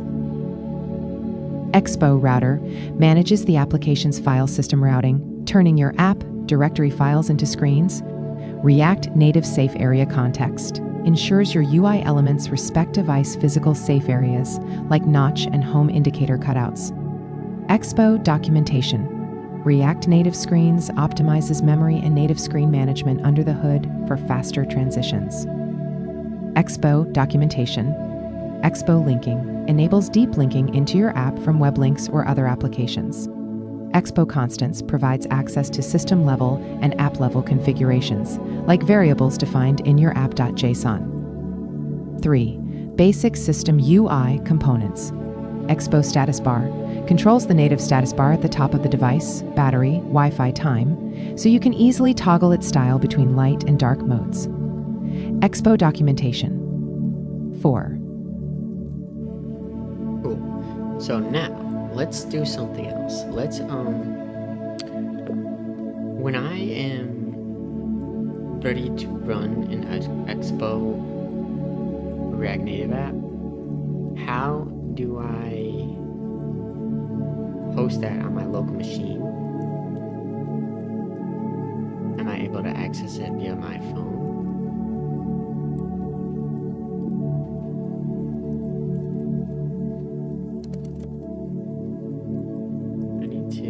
I need to change the settings for this thing. Settings, system, show app in dock. Yeah, I want that to be shown in dock. Yeah. Just because I'm so often going to click it in case it doesn't fully enter in. Yes, you can absolutely host it locally. In fact, that's exactly how Expo is designed to work. Here's the exact setup. MPX go start. This boots up your local development server, usually defaulting to port 8081. Your terminal will transfer into a developer dashboard and display a large QR code. Connect your phone. You have two main ways to connect your phone to the local machine and over the same Wi-Fi. Fastest. Make sure your computer and your phone are connected to the exact same Wi-Fi.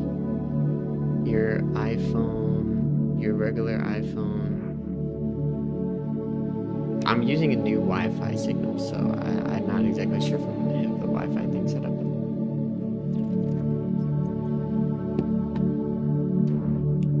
Tunnel mode. If you are on a restricted network, yeah, this potentially might be me. Install tunnel dependency once. Start your app with the tunnel flag. This creates a secure temporary public. You can scan this QR code from anywhere in the world, even using your phone's cellular data, and it will securely route the app traffic right back to your local machine. What to expect next? Hot reloading. Cool. Let's try it out. I'm having fun already. I'm honestly having a great time. I love doing this. I could do this all day.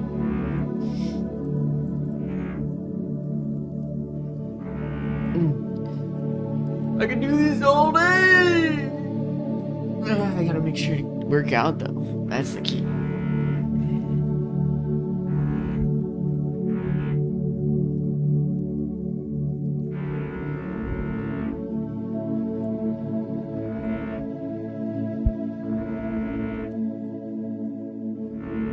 What is your app name?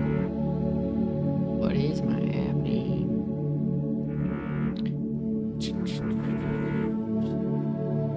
MPX create latest blank. Yeah. Let's do it.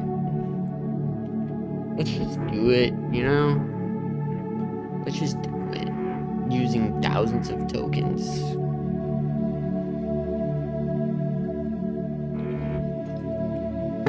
How much does a token cost?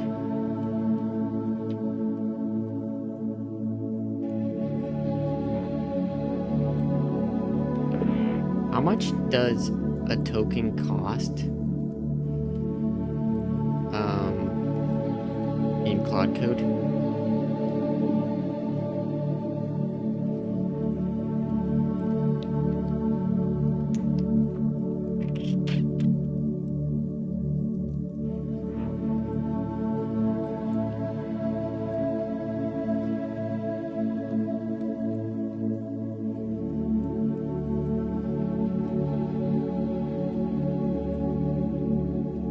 also want to try Fable 5, which came out today. June 1st? Or July 1st. First of the month. The cost of using Claude Code depends entirely on whether you are using standard subscription.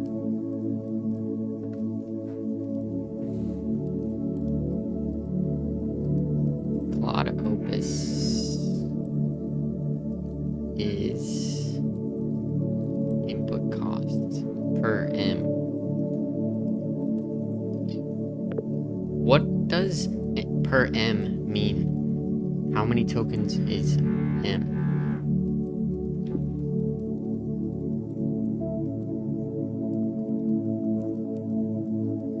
One million tokens.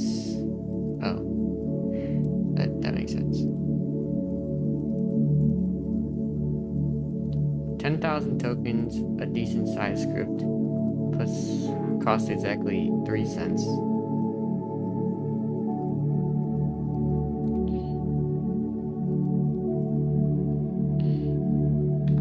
How many tokens for $1?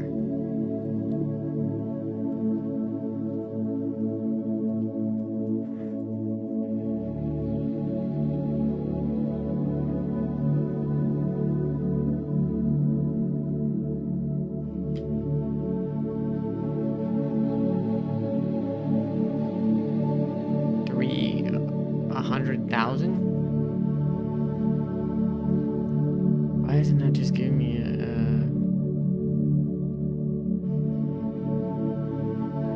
I want Opus. I want what it costs for what does how many tokens does $1 get you in with Claude Opus 4.8?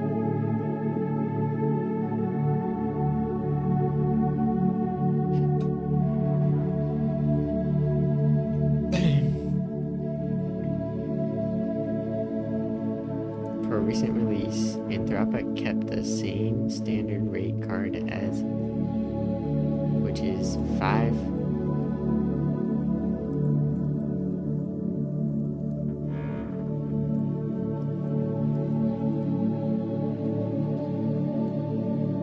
Tokens per $1, 2 million.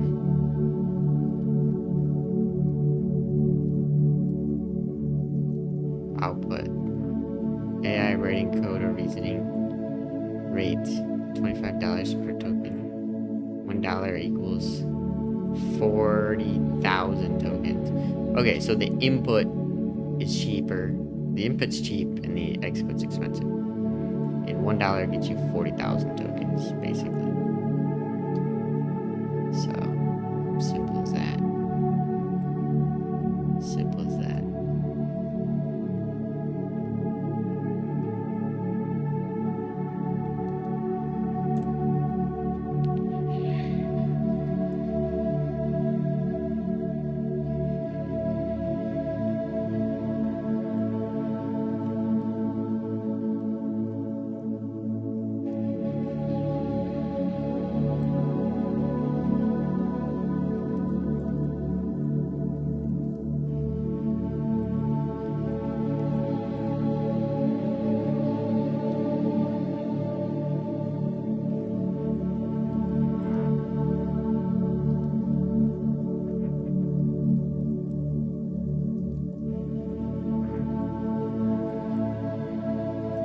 Okay, let's go.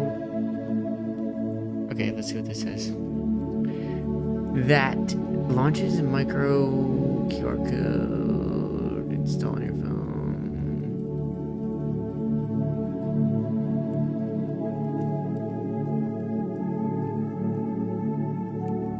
Copy.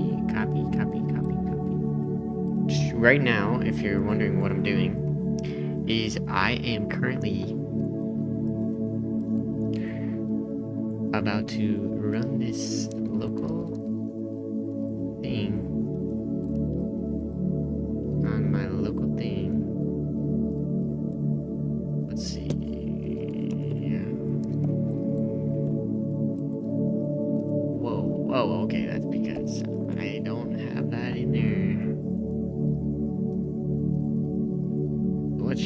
file system. So here's what is installed. So if I go to here and I type in code, that should open up what is going on here. Not that. Should be this. No.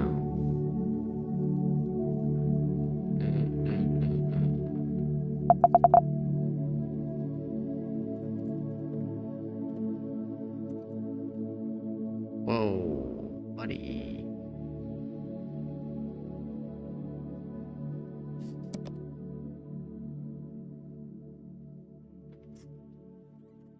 Let's go cd into the directory that I want right here. And I don't know why this is not opening up as... If I just drag it, it'll work. And then it will show me what it just created. So Claude just created this project. And basically, I had it create a React Native project. Let's see where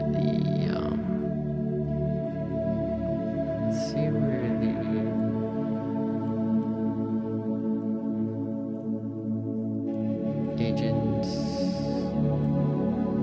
Here we go. Get ignored.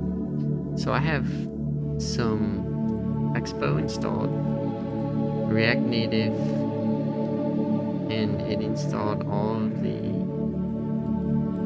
current dependencies, leaving out some stuff.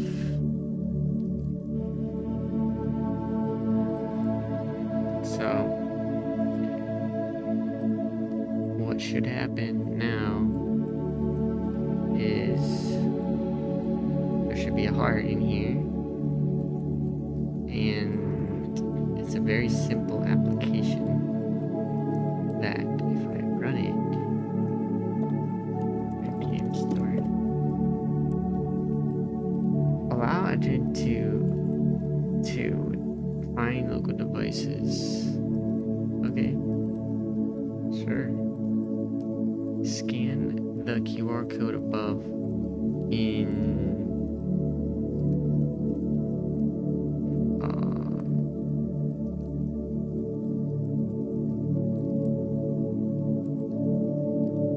hold up, I gotta search something really quickly. Let me go to full screen for a second.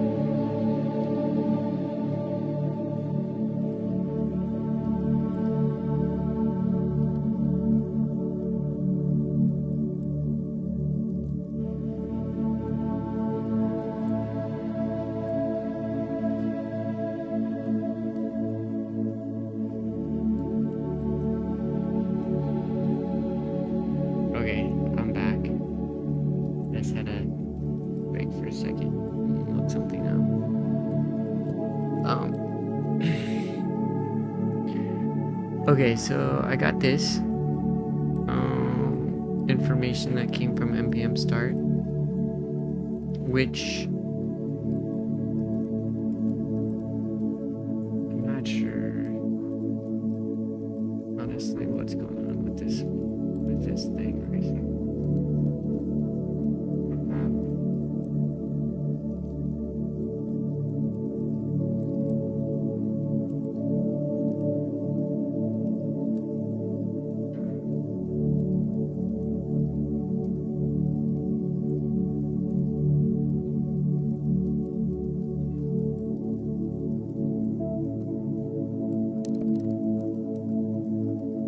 Unable to run this air. Let's see what this is about.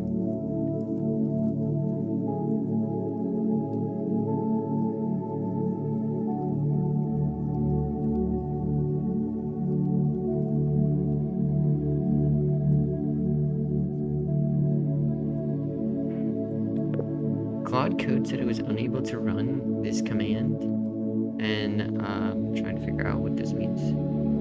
I'm running an Expo Go project.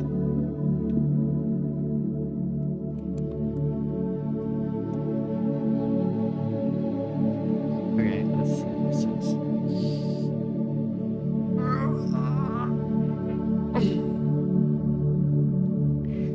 This error essentially means that Expo Go is trying to communicate with your iOS tools via Xcode, but Mac OS cannot find the Xcode command line tools path.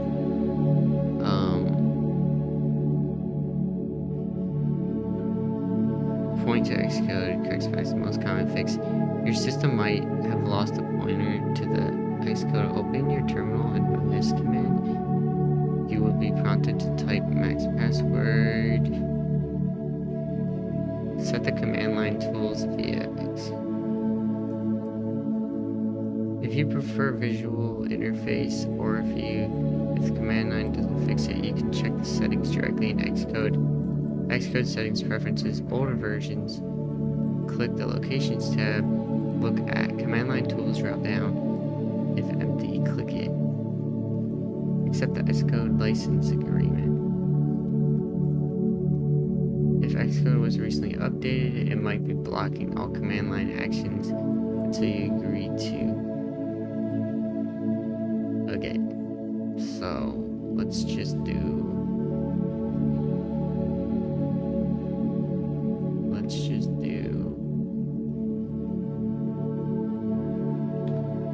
What Xcode command line tool can I check to see if I have the CLI installed, and also check to see that everything's working properly?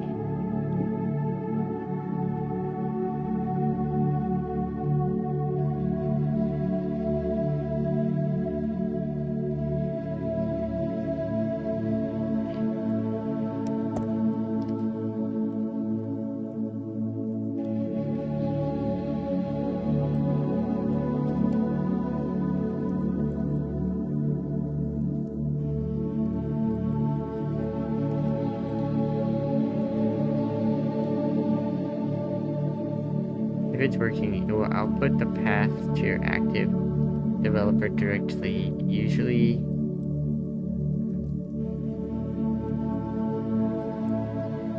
if it's broken or missing, it will return an error statement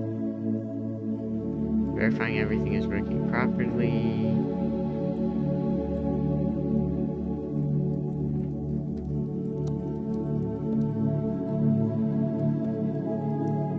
Xcode selects error requires IC code, but active developer directory. Xcode select error tool. Xcode build requires Xcode, but active developer directory is a command line instance.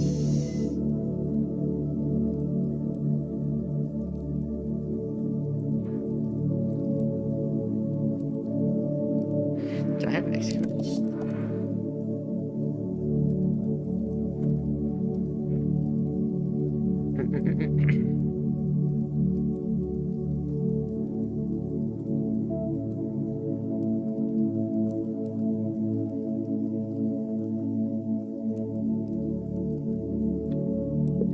What's the most straightforward way to fix this issue that I'm having currently?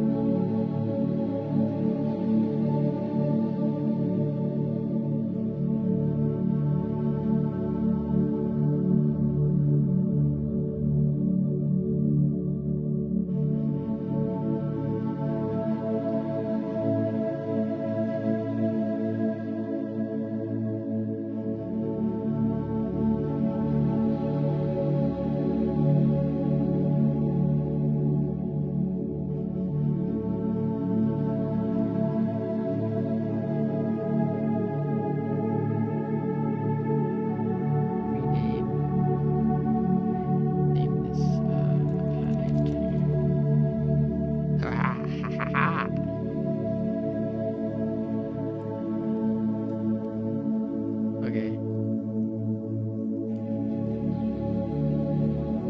Okay, so I'm going to copy this, duplicate it, and then going to name it, rename it.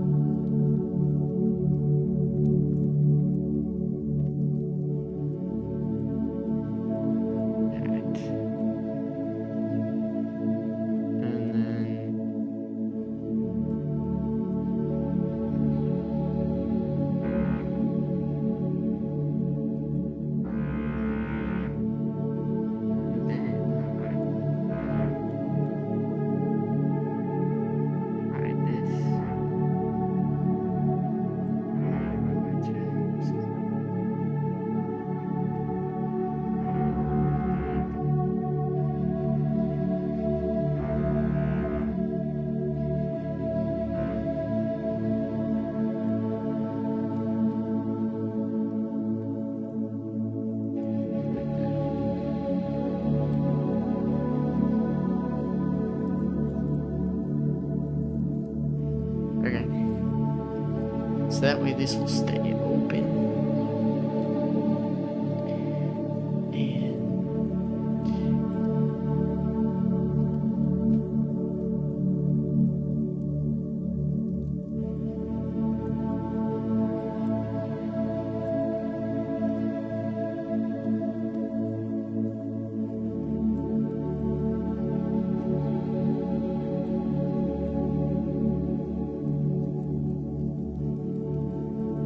And okay, so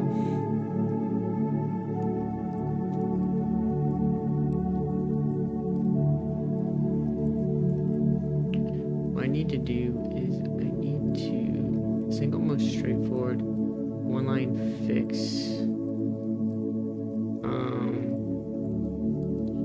Why is this the easiest path to fix?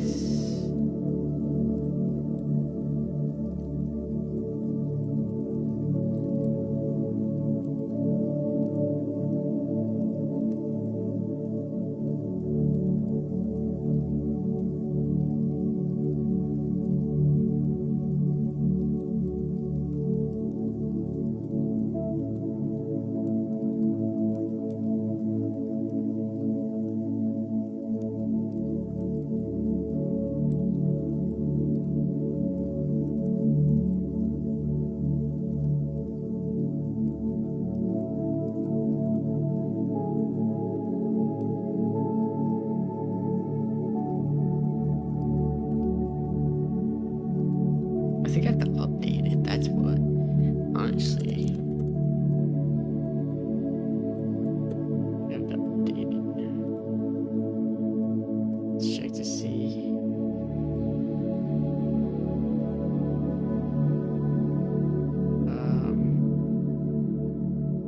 I think I do have to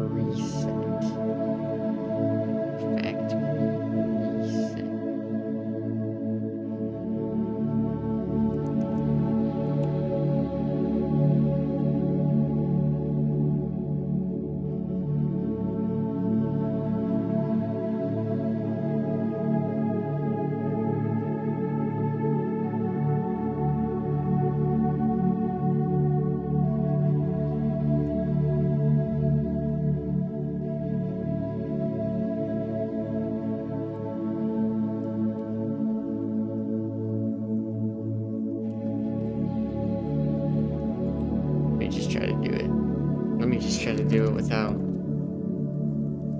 Let me try to update Xcode on my computer really quickly. It might take a minute to do this.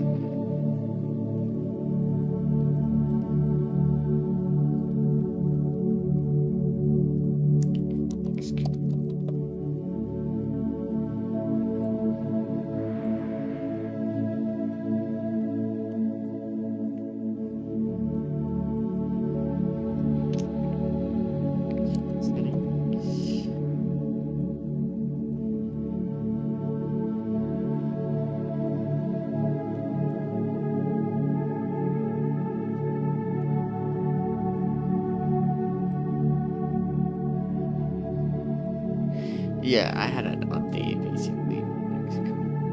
I always look down here if I'm talking to up here. I gotta stop doing that. I'm trying to. 20 minutes remaining. 18 minutes remaining.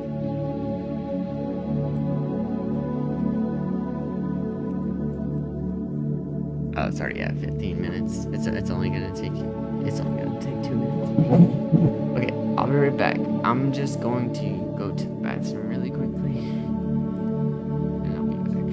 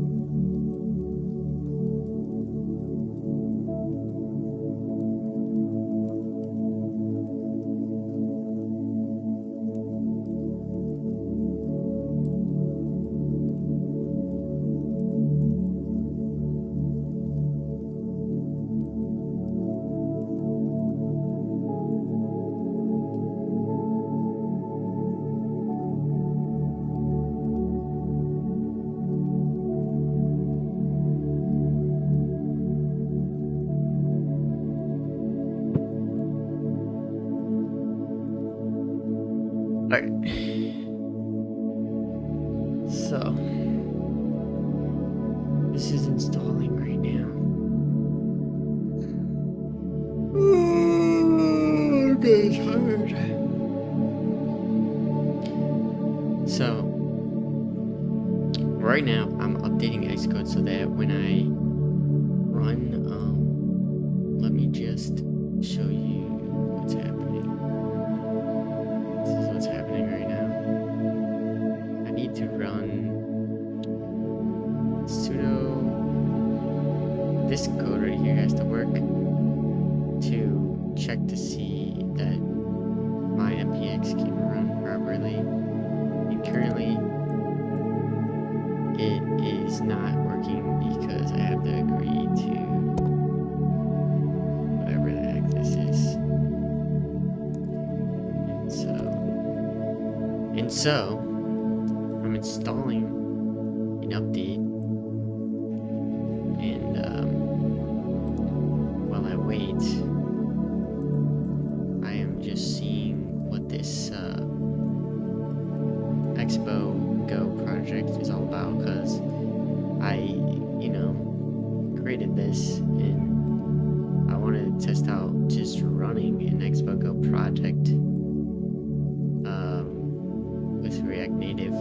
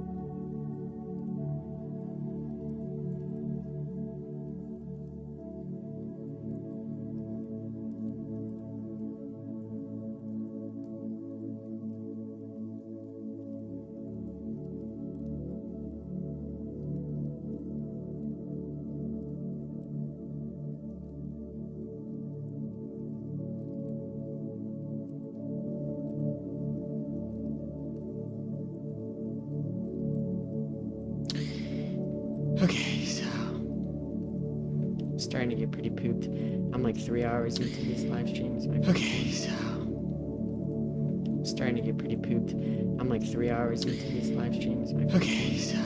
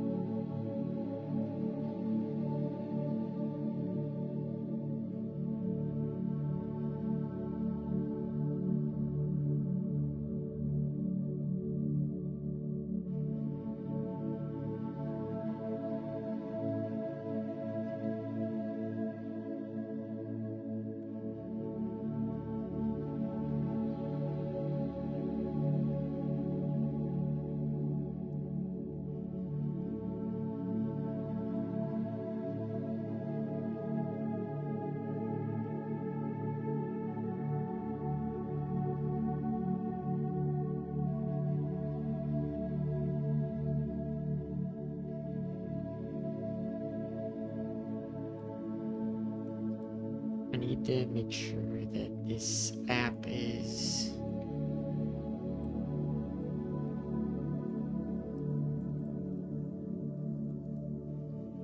this is what I think I needed to do. Installing the system component and agreeing to that terms of service thing.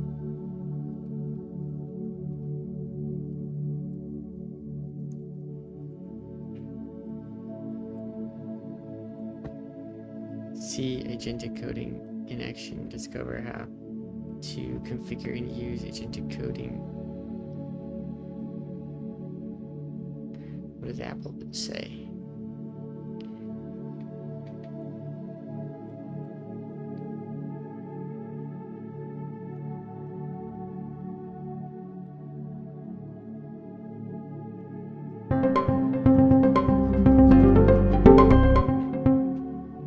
Hi, I'm Ken. I lead the Xcode team. With the release of Xcode 26.3, we're super excited to introduce agentic coding in Xcode, powered by tools using the Model Context Protocol. Xcode and coding agents can now work together to handle complex, multi-step tasks on your behalf. Let me show you.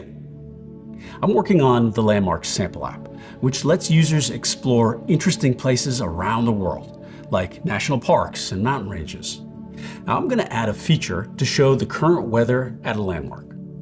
First, I'll open the intelligence settings. Now for this demo, I've already set up my Anthropic account, and with just one click, I can download the Claude agent and start coding.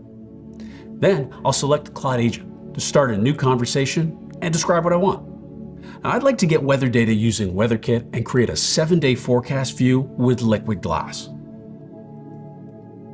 Xcode works with the agent to break down the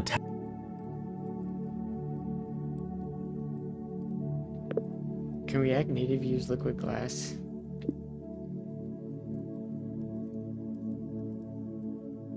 task into smaller steps, making it easy to follow along and see exactly what's happening. Next, the agent familiarizes itself with my project, looking at files and structure and figuring out where to make changes. Here, the agent searches Apple's documentation for liquid glass, since I mentioned that in my prompt. Can React Native use liquid glass?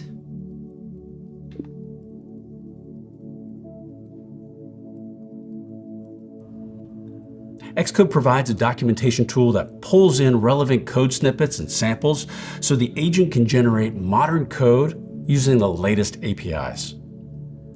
And the agent can do more than just generate code. Here it's adding an entitlement so I can use the WeatherKit API. Now it's creating a weather service class to fetch weather data, creating the view to show the current weather for the landmark, adding the 7-day forecast overlay using liquid glass, and finally, building my project. But in this case, it doesn't build on the first try. Models sometimes produce code with errors. Since Xcode provides a tool to list all the build errors, the agent can iterate quickly and fix them for me. And when it's done, I get a clear summary of all the changes.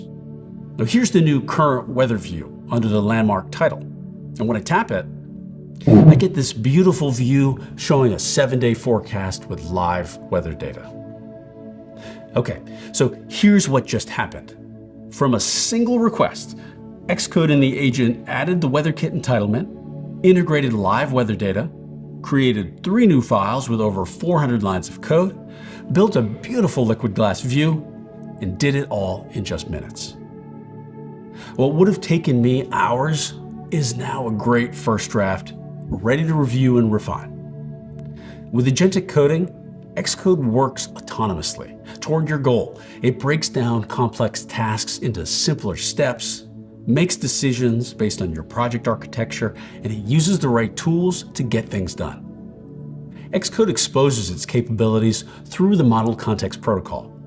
Now, this open standard gives you the freedom to use any MCP-compatible agent or tool to work with Xcode. These capabilities are available in Xcode 26.3, and we'll be adding more in the future. And for developers using Anthropic Claude Code or OpenAI Codex, we built seamless integration directly into Xcode. You can download those coding agents with just a click, and they update automatically. We've also optimized token usage and tool calling so you get the best possible results. What used to require a back and forth between you, Xcode, and the model, it now happens automatically. Agents use Xcode tools to build, test, refine, and iterate so you can stay focused on building amazing features. That's agentic coding in Xcode. Xcode 26.3 is available now. With agentic coding,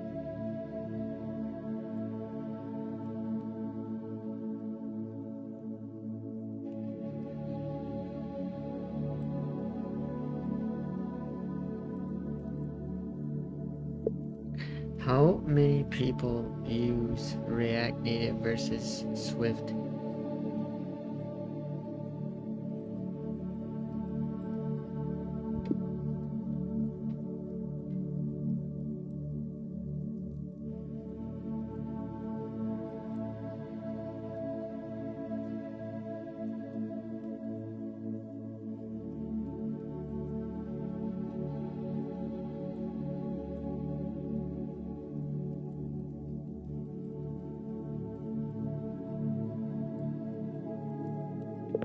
I want the market usage data for public apps.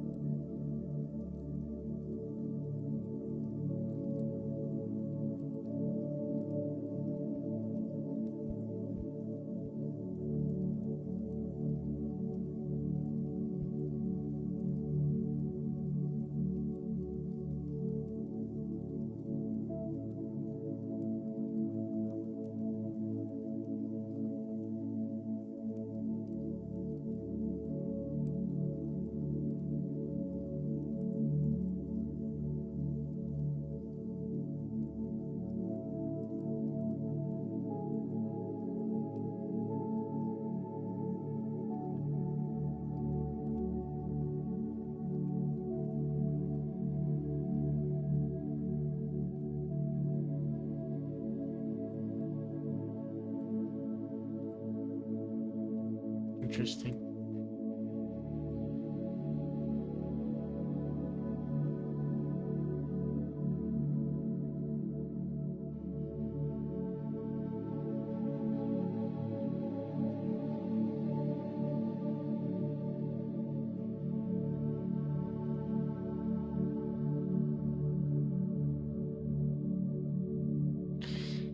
Let's try this again when we're gonna run this application.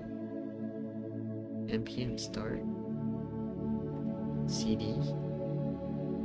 Let's go cd into something. cd into this.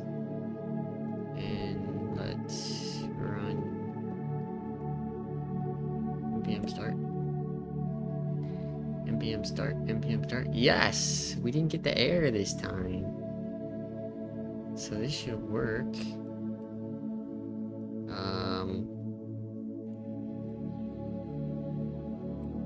This should work. Let's try this. Oh. Let's try this.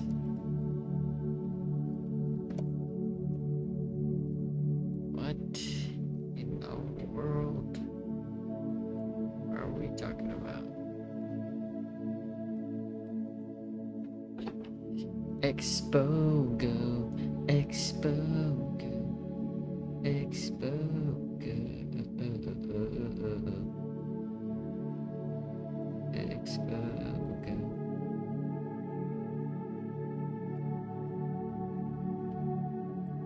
Expo.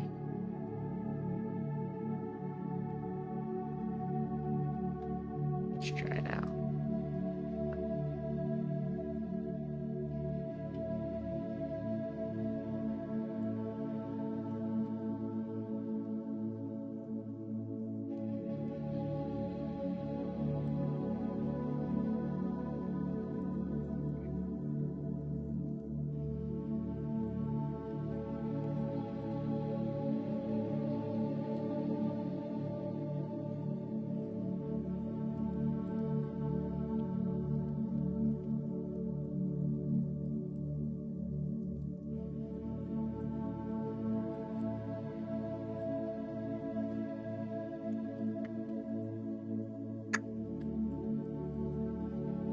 Incorrect username and password, sir.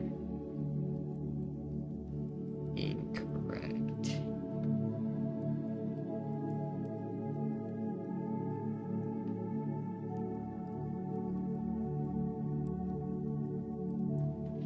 Incorrect.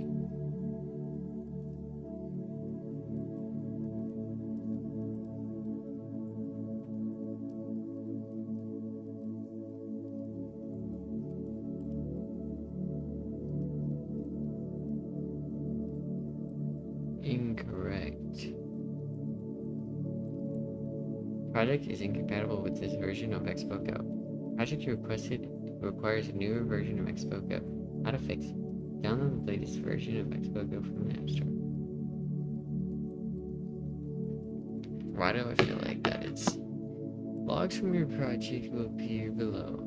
Project is incompatible with this version of Expo Go. The project you requested requires a new version of Expo. How to fix this? Download the latest version of Expo Go. App Store. Okay. Just downloaded Expo Go though. Expo Go. Expo Go. Hold on, I need to hide my screen for a second.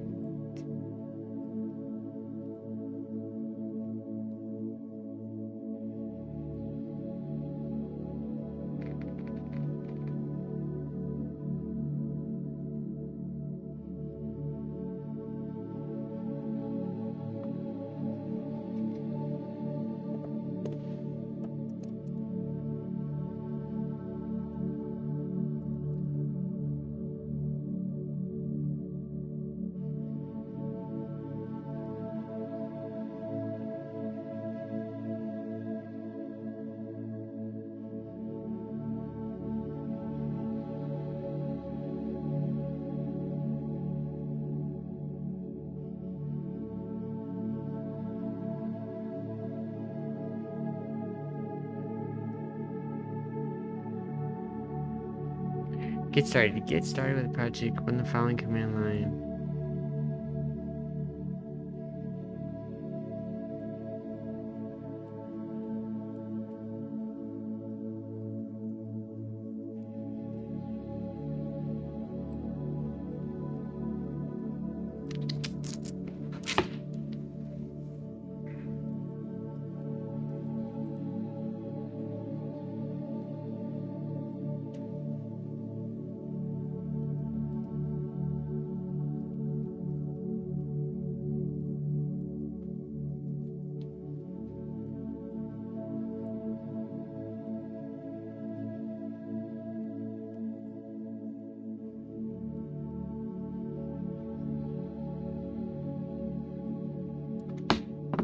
Okay.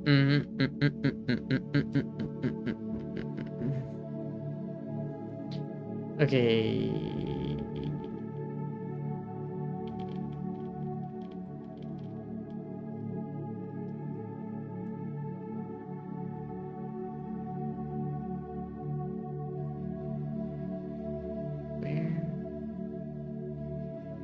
is... Here we go. Here we go. To start, we can run start scripts, XPO, start iOS, start web, start Android, or just start. So I can run npm expo start. And what I think I ran before was something different actually. Oops. Get out of that. Let's see what I got here. It says they're on, yeah, it just said they're on npm start, which ultimately I think does run this though. Yeah, it does run this npm start. But according to this, it wants me to run this, so let's try that instead. Let's try that instead. And if this one works, scan it with my phone. This project gave me the same error. Go home.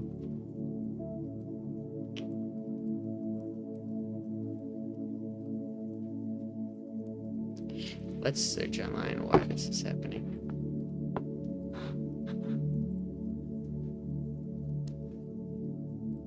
Apparently there's an update for Claude.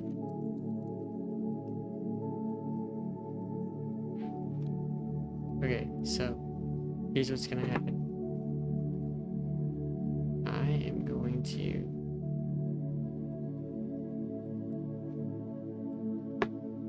go into my app and I'm going to run the project.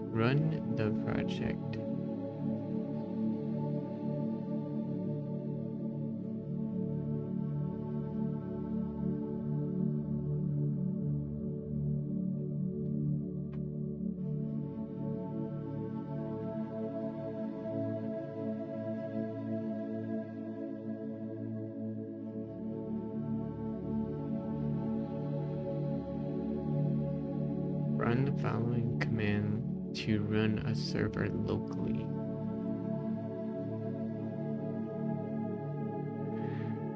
Okay, wait a second.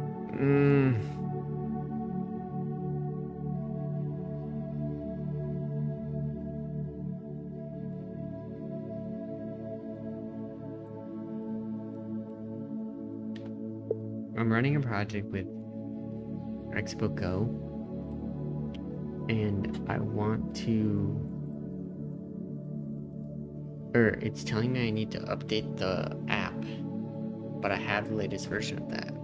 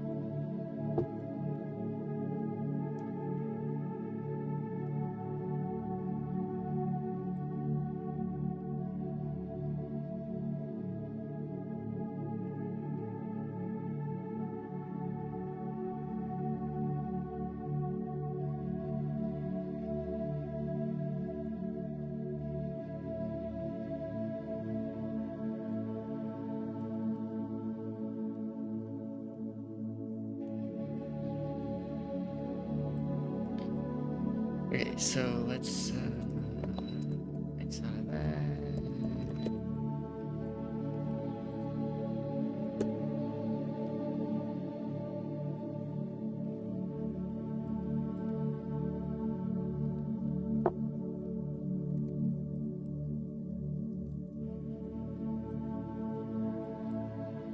Upgraded Expo SDK. With the new SDK release, the latest version, this implies Expo Go as it only supports the latest SDK version.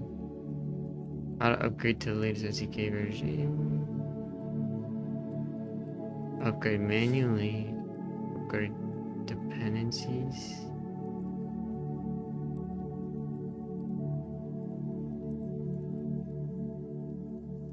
Update native projects. Follow release notes.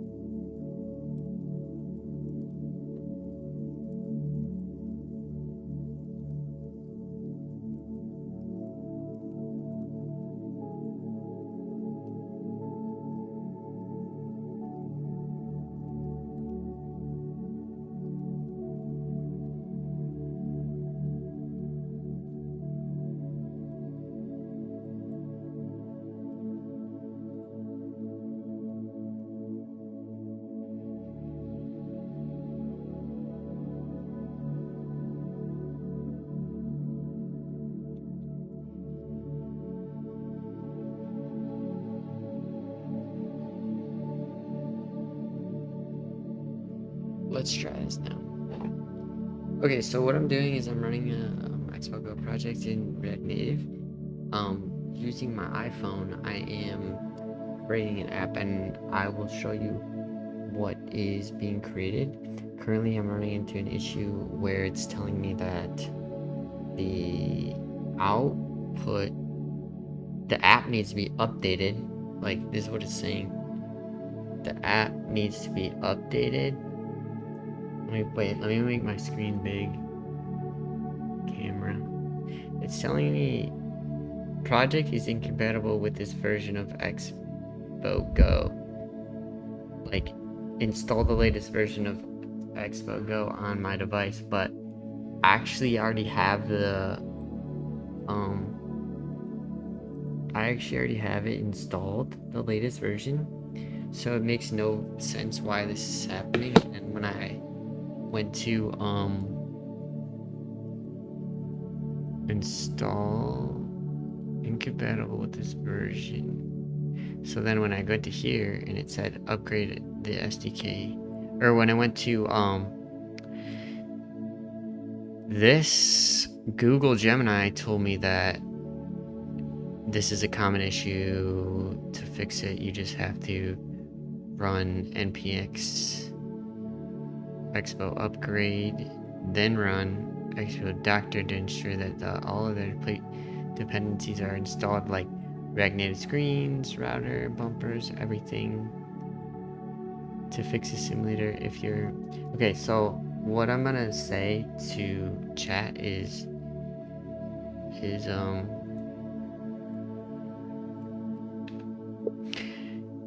I'm running into an issue that says project is incompatible with this version of Expo Go.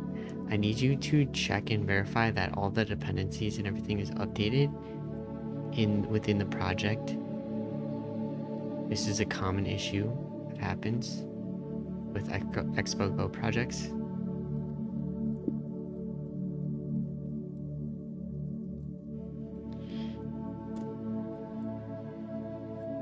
And also Claude needs to be updated apparently, so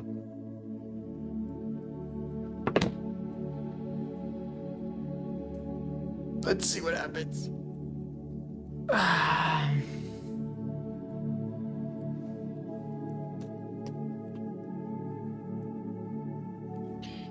it says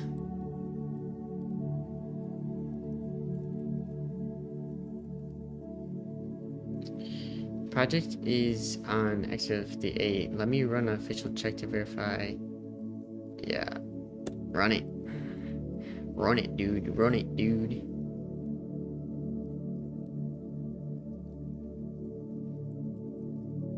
It's likely Fable 5 came out today.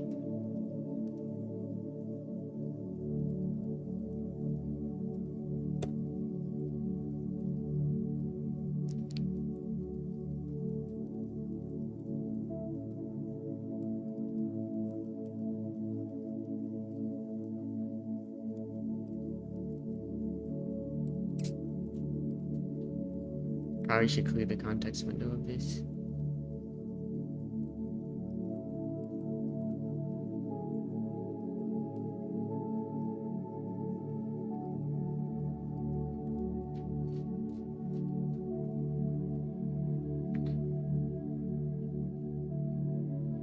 Okay. On Expo Go Air home screen, which Xphoto SK does it say it supports? Open Expo Go. The Air usually reads supports SDK XXX, or check the app's settings about settings. Supported SDK. Oh, how do I update it? It says 45. So my phone has an older version. Let me check. How do I update this? How do I update this? Expo Go. Let me see if there's an update. It says there's not an update.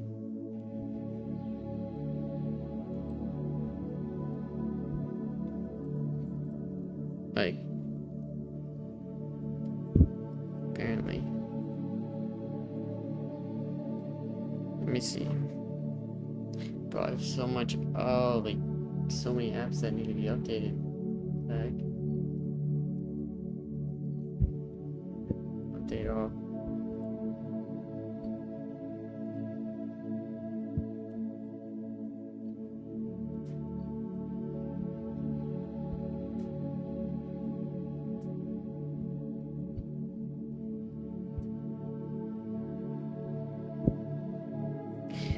Let's check mine.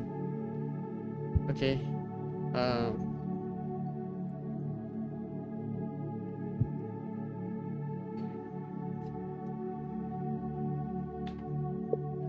So I have the iOS app installed for Expo Go, and what's currently happening is the latest SDK version is 54, but my computer is able to update to the SDK version of 57. So is there a way to update the SDK version in the iOS app, or do I have to downgrade my version that's on my computer?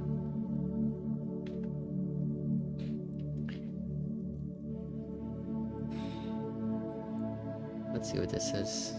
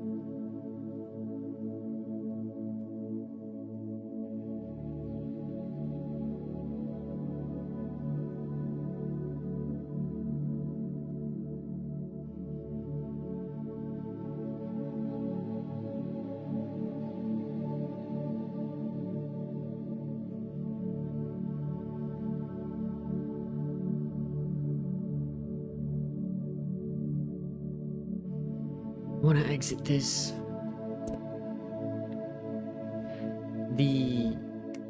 I'd like my Expo Go project to be in developer mode. Can you check all of the requirements, dependencies, and everything in order to be inside of developer mode? Check my code and everything.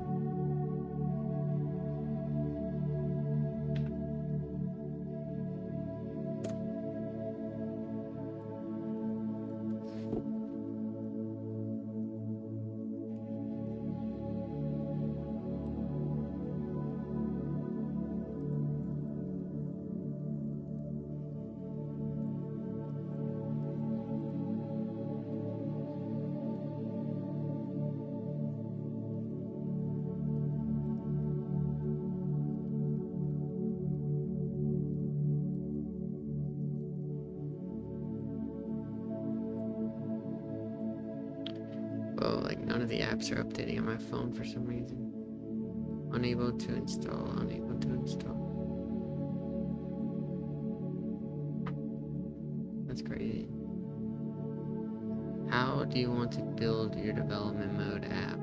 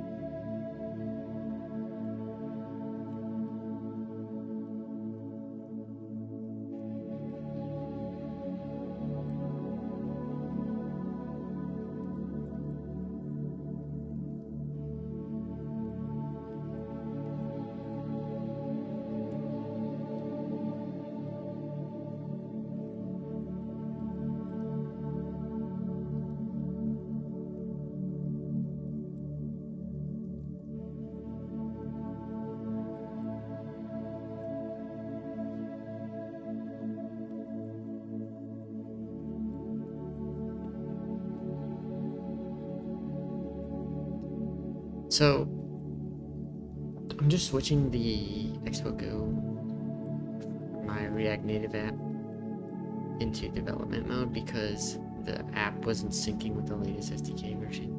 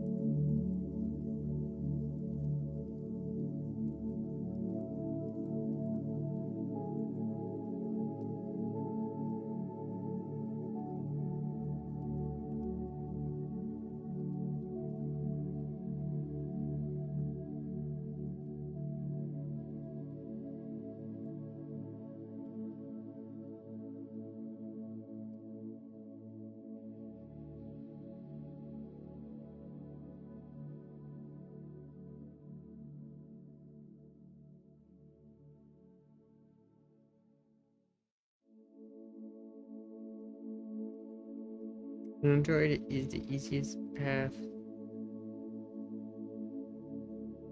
The build is plain APK. You can install directly, no data account needed. That's why I put platform Android above. iOS and a physical device requires the Apple development account, so ESA can register your device and sign the build if you want. iOS, tell me and I'll walk you through the ESA credentials flow.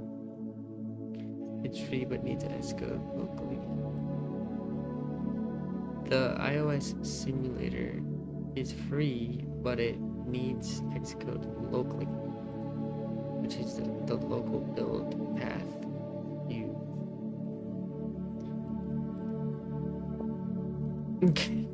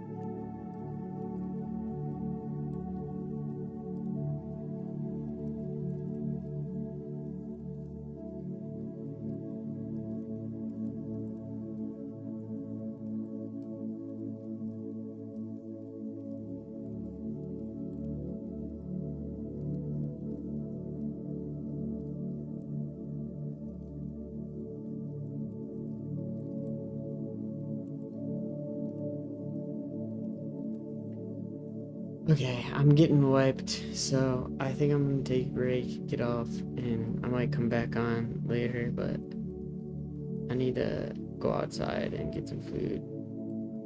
So,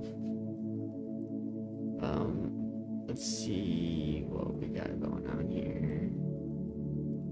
We've been streaming for 3 hours and 45 minutes. And that concludes today's stream.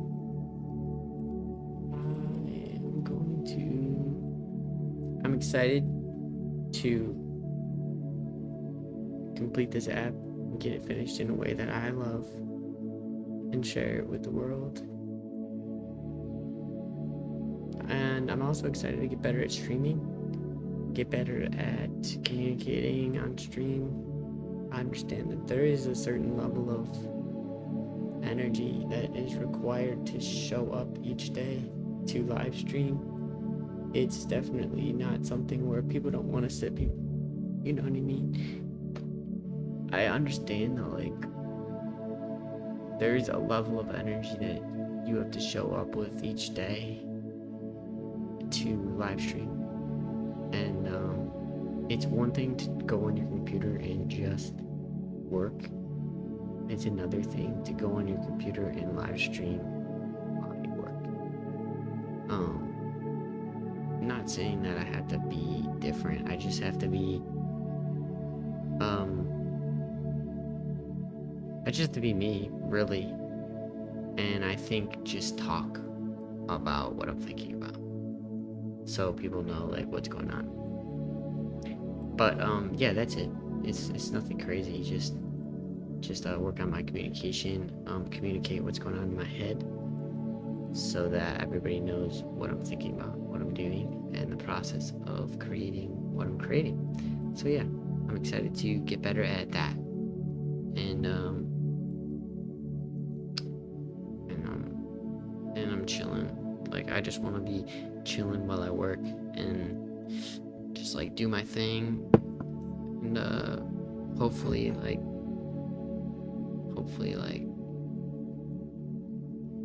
don't have to do too much other than what I already am doing. We'll see.